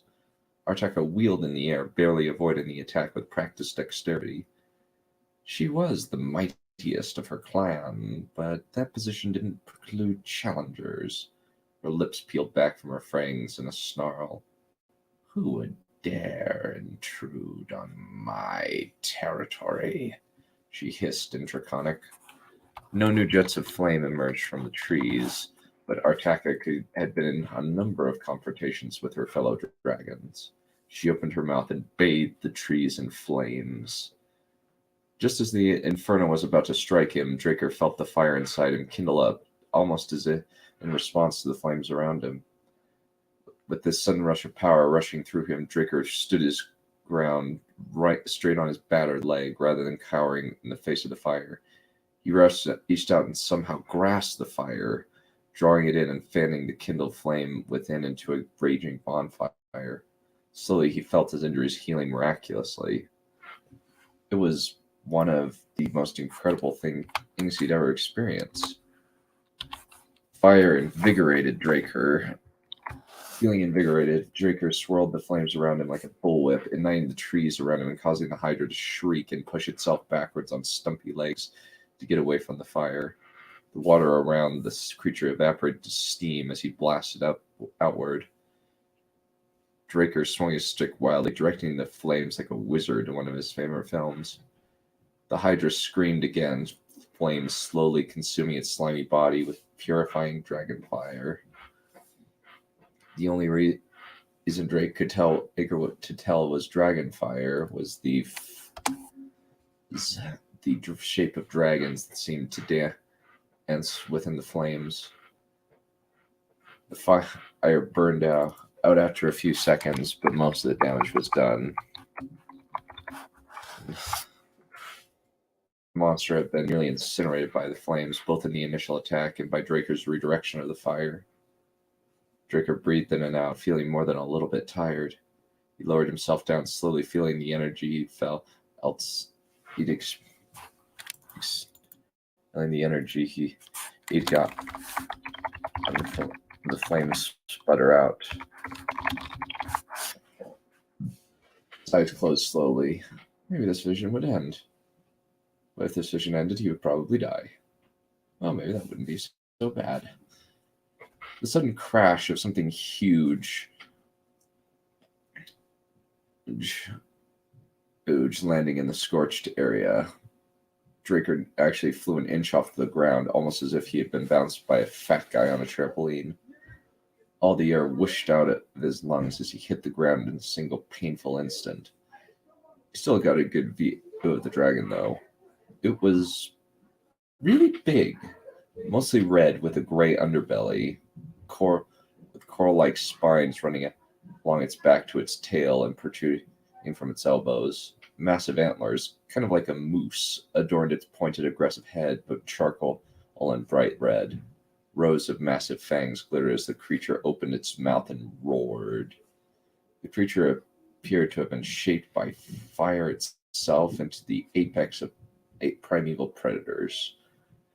The creature scanned the area, then sniffed once and turned its eyes toward Draker. He swallowed and tried to get up, but the air hadn't decided to come back into his lungs yet. The dragon didn't give him any time either. Like a big cat pouncing on a mouse. The dragon leaped toward him, massive red claws extended. Summoning what little breath Draker had managed to suck in, Draker thrust his hand upward. Somehow he dropped his stick, but that wouldn't really do any good against this monster. As his hand moved, new strength suddenly flowed into him. Draker suddenly felt the urge to push himself up and lash out at the creature. Well, might as well. What could he do? Artaka was slightly surprised when the woman suddenly got up and swung at her paw just as it was about to come down. The sudden force of the small creature's hand striking her paw was actually surprisingly powerful. It was as if she struck a bubble of cold that cooled the fire that normally suffused her limbs. She reared, roaring in surprised pain, and backed away. What sorcery is this? She hissed in Draconic, fire spurting from her mouth in a thin stream. Leave me alone! The human yelled, brandishing his fist at her as he danced back from the fire. Arteka's reptilian eyes widened. The little creature had spoken perfect Draconic. No human could even form a few syllables of the language. Their lungs and mouths were not formed for such communication. The human's language was easy to dragons, but not so for humans with Draconic. She settled back, nostrils sucking in the smell of the little human. He smelled good, actually. Very clean, despite being in the middle of a swamp. Most humans she commanded or had eaten had it smelled at least somewhat bad. This human smelled nice. Who are you? She didn't like talking too much with the things she considered eating, but this was a special case. Something was strange about this human. The small human looked surprised for a second, then began backing away. I don't mean any trouble, he said, raising his hands. Just let me go, and I won't bug you anymore. That is out of the question.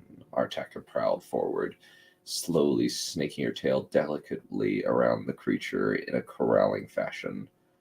I'm quite curious about how a human, and such a young human, learn the sacred language of the dragons.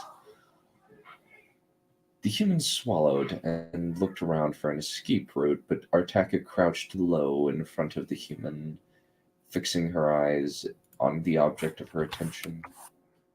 I'm listening, she purred, flexing her paws. The human licked its lips. Was it hungry or something? Or was it nervous that if it gave the wrong answer, she would eat him? She hated thinking so quickly and intricately. It hurt her head. For some reason, the expression on its face turned from frightened to somewhat wondering, even reverent. It put out its hand as if to touch her nose with its tiny hand. Then it withdrew its gesture. You look awesome, it whispered. Arteka grinned slightly. This human had good manners. For the compliment, you can touch me, she declared magnanimously, bending close. The small human looked skeptical for a second. Then its curiosity overcame it. It reached out its hand and stroked her snout. Arteka was surprised at how delicate its touch was. Memories of her time as a much smaller dragon, when she'd been fully formed by a dragon storm. The brood of her mother of her den had touched her in almost the same gentle way, as gentle as dragons can be. But not with reverence like this. As if it had no fear, it put its hand in her mouth and touched one of her massive fangs. Wow, the human whispered. This is so cool! Strange thing to say, Arteka thought idly. She was actually enjoying this. She felt good, despite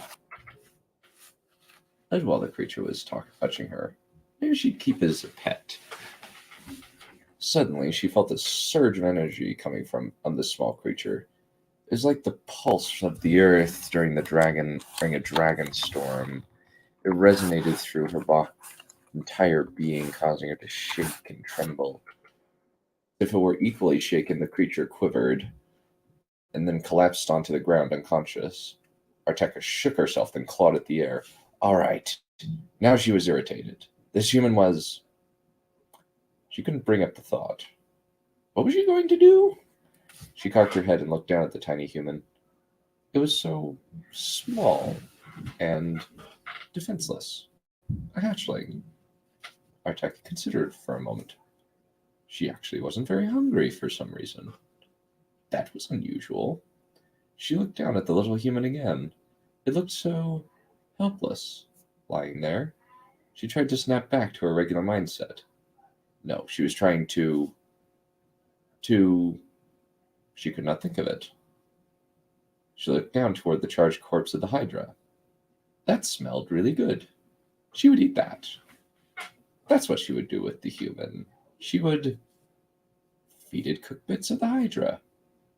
That was not what she would have expected her decision to be, but probably she should probably do it. Probably should do it, if only to get some answers. She languidly turned and began ripping chunks off of the Hydra, then put them gingerly to the side in the crystallized dirt. She did take a few bites of it for herself, but she didn't eat as much as she normally would. Still, she felt satisfied with the amount of meat she'd eaten.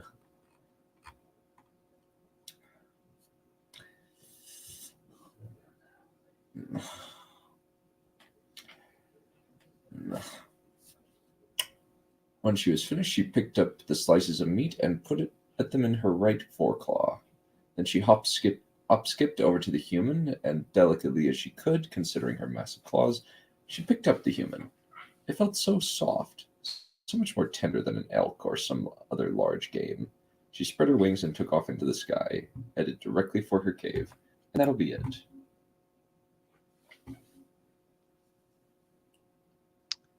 You know, this is probably the most interesting isekai I've ever read or listened to. Oh, really? Nice. It's also the only isekai I've ever listened to. But okay, that's neither here nor there. What's an isekai? Is that like a Japanese dragon porno kind of thing? It is a genre of manga and anime where our main protagonist is a regular old human boy, and then he gets hit by Truck-chan and sent into a magical world, specifically by Truck-chan. Wait, who's Truck-chan? Truck. Beep beep. Like getting hit by a truck? Yeah, yes, we call him Truck-chan. It's a reference to Zack Snyder's Justice League. What happened to Truck-kun? No. That's Train-kun. And then there's Tractor-sama. They are three divine entities who guard the gates of the isekai realms. Combine harvester, don't know. Like Spirited Away, almost kind of, is a quasi. Yeah, basically. Adjacent to that. Yeah. She doesn't Narnia exactly get hit by a truck, but then there's a dragon. She gets hit by a dragon. Narnia also. Okay, Narnia and Alice in Wonderland are also would be counted in the isekai genre. Yep. The Magicians was pretty good. Yeah, I've watched a little bit of that, but I haven't finished it. But yeah, I kind of find it a little funny that the dragon is feeling good about a human touching her. It's almost... It feels like there's an innuendo in there just waiting to happen. I mean, so I would probably rephrase it just a little bit.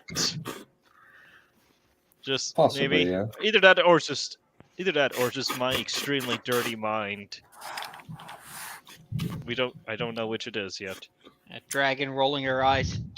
Scalies. Ashley, what are you slurping, dog? Yeah, I'm just gonna put it like this. This is definitely scaly bait. It is unfortunate, but I must be honest. This is scaly bait. I'm very glad not to know these terms, but I imagine it's furry adjacent, which is a term I'd rather not know as well. Yuri, you sweet summer child. You have not been on the internet long enough, and thank God. No, I've been on the internet far too long, but God protects me, I guess. Keeps me pure the best he can. Shelters me, despite my unworthiness. I'll make a dua for you, brother. I'll make a prayer for you. Yeah. Yeah, kind of the basic model of the dragon is this. Sexy. I can't Also, even see. Lycia, are you telling me you haven't watched Isekai reviewers? No. You mean Ishizoku reviewers? There, found a better resized it. Oh. I want you to watch Isekai reviewers. You mean interspecies review? No, Yes! no. No, Okay. I'm sorry, aspiring. I've already made my decision. I'm gay now. Watch JoJo's Bizarre Adventures. Oh, you're gay now? You're gay now. He's Yeah, gay it's a now. point. You could have been bi, He's but I gay guess you now. want to join the gay club. That. Yeah. Anybody Yeah. who knows me in real life, who knows me at all, will know that's a load of bullshit. What I just said. I think you do. Yeah, don't worry with this one. I kind of, it's hard for me to kind of like write arrogant things that are not slightly different, that are mostly similar. So, Oh, yeah, I that's will how admit. Vagar is spelled. Well, Speaking of which, it would be kind of nice to have like the text in front of me, because it's like I might space out for a second. I'm like, where are we? And then it's like that tends to build like a fair bit. okay. So for next time, it'd be good to have it, because like I remember very specifically early on there was like a pair of lines that kind of struck me, like a little odd, you said it was. So he was walking through the woods, and then there was like the fire. It was like almost like dragon's fire, right? And it's like, was it? I was trying to figure out at that point whether the main character was a dragon or not. But anyways, also like almost like talking about having the dexterity to dodge the attack. I don't know. Like it felt a little bit neckbeardy to me, if I may say. But again, I guess that's a matter of preference. It took me out, like it took me aback. That could just be on me. Interesting. I've never heard dexterity to dodge things be associated with neckbeardism. What's kind of the reason? What do I like the framing, the phrasing? It sounded like it sounded forced, kind of, or like it sounded like D&D gamey. Neckbeard's not the right word. Like it's like it made it feel less real because it was so it felt artificial, that kind of phrasing, if that makes sense. Or like I'm not sure I don't remember the exact phrasing of the line. I just remember like, okay, I have to think of something to say to Dunn after he finishes this, and this stuck in my mind. Yeah. Also, I feel personally attacked by you choosing to have a Hydra being killed. Hydra Dominatus. We are all. Oh, nobody. Hail Hydra. Okay. Silence, Lucia. Yeah, No. cut off one head, two No, more. sorry, that was. please. It was supposed to be a shitty Warhammer reference that only Codex would be able to understand. My bad. It's especially know. hurts considering It's especially insulting considering I actually am building Alpha Legion while listening to all this stuff. So. Oh, that's the one that is the Hydra. I thought you were talking about Hive Fleet Hydra. Thank you. Oh my God, somebody else who's a nerd. Thank God. Oh my God, somebody else who's a nerd. Thank God. No matter how many heads you cut off. You're both worse than nerds. Yes, We are the degenerates. nerds of nerds. Nerds are not as insane as you. We are the We make nerds that other nerds look nerds wedgie. normal. This is You're probably true.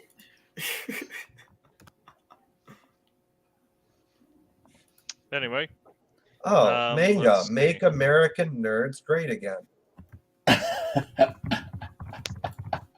Okay, we're done. No, we're not done. We're finished. You're done.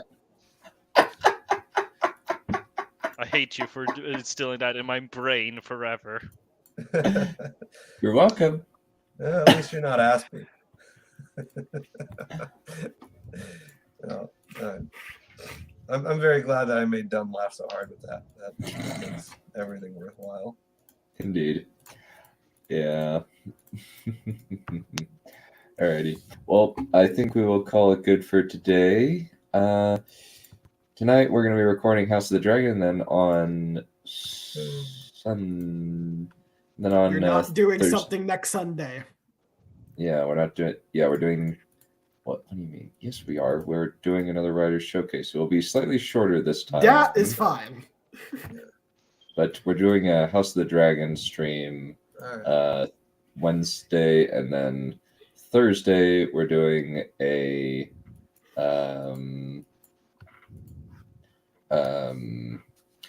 Rings of Power wrap-up stream, so that we can kind of get over that and say. I don't know if any of you guys heard about that, but the second I heard Rings of Power wrap-up stream, I'm like, oh my god. I didn't watch it. Wheel of Time has made it so, like, I didn't even watch House of the Dragon because of Wheel of Time. It's like, it on some level. Yep, Like, House of Dragons carrying the fantasy genre right now. It is carrying it so hard that its back is gonna break. It needs to get chiropractic once all this shit's done and over with. chiropractic doesn't really do anything. It just slides back. It makes the tissue more tense. But anyway, that's neither here nor there. At this point, Sanderson, get the fucking adaptation out to revive fantasy a bit. I don't know if it's gonna be good. I already know about the changes you're gonna make. He's gonna make Wraith the showrunner. No. Is the House of the Dragon finale? Is that what's going on that you're talking about? Yes. Yep. This is probably good. Oh, by the way, done. DM Balefire and ask her to come on, please. Sure. I'll see if she would be willing. Who's Balefire? Balefire is someone from the Red Hand who does not like the show, and I kind of want a perspective that isn't positive toward, like, we tend to have a pretty okay perspective on the show. Granted, last episode, literally all of us were like, fuck it. But for the finale, I'm like, let's get someone else on who has a very different perspective. Yeah, so I just remembered right now that we've met before, so... Yeah, you probably have. She has legit said, like, maybe 2 things and done server, though.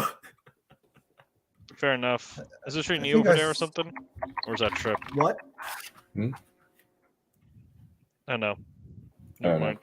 Well, I think that yes, to the other fan. So the other, well, no, it's not they're suing them. It's that they're coming. The House of the Dragon is coming for their lunch money. But I think the only thing that I can do to end the stream is this in regards to all of my predictions for the end of Rings of Power.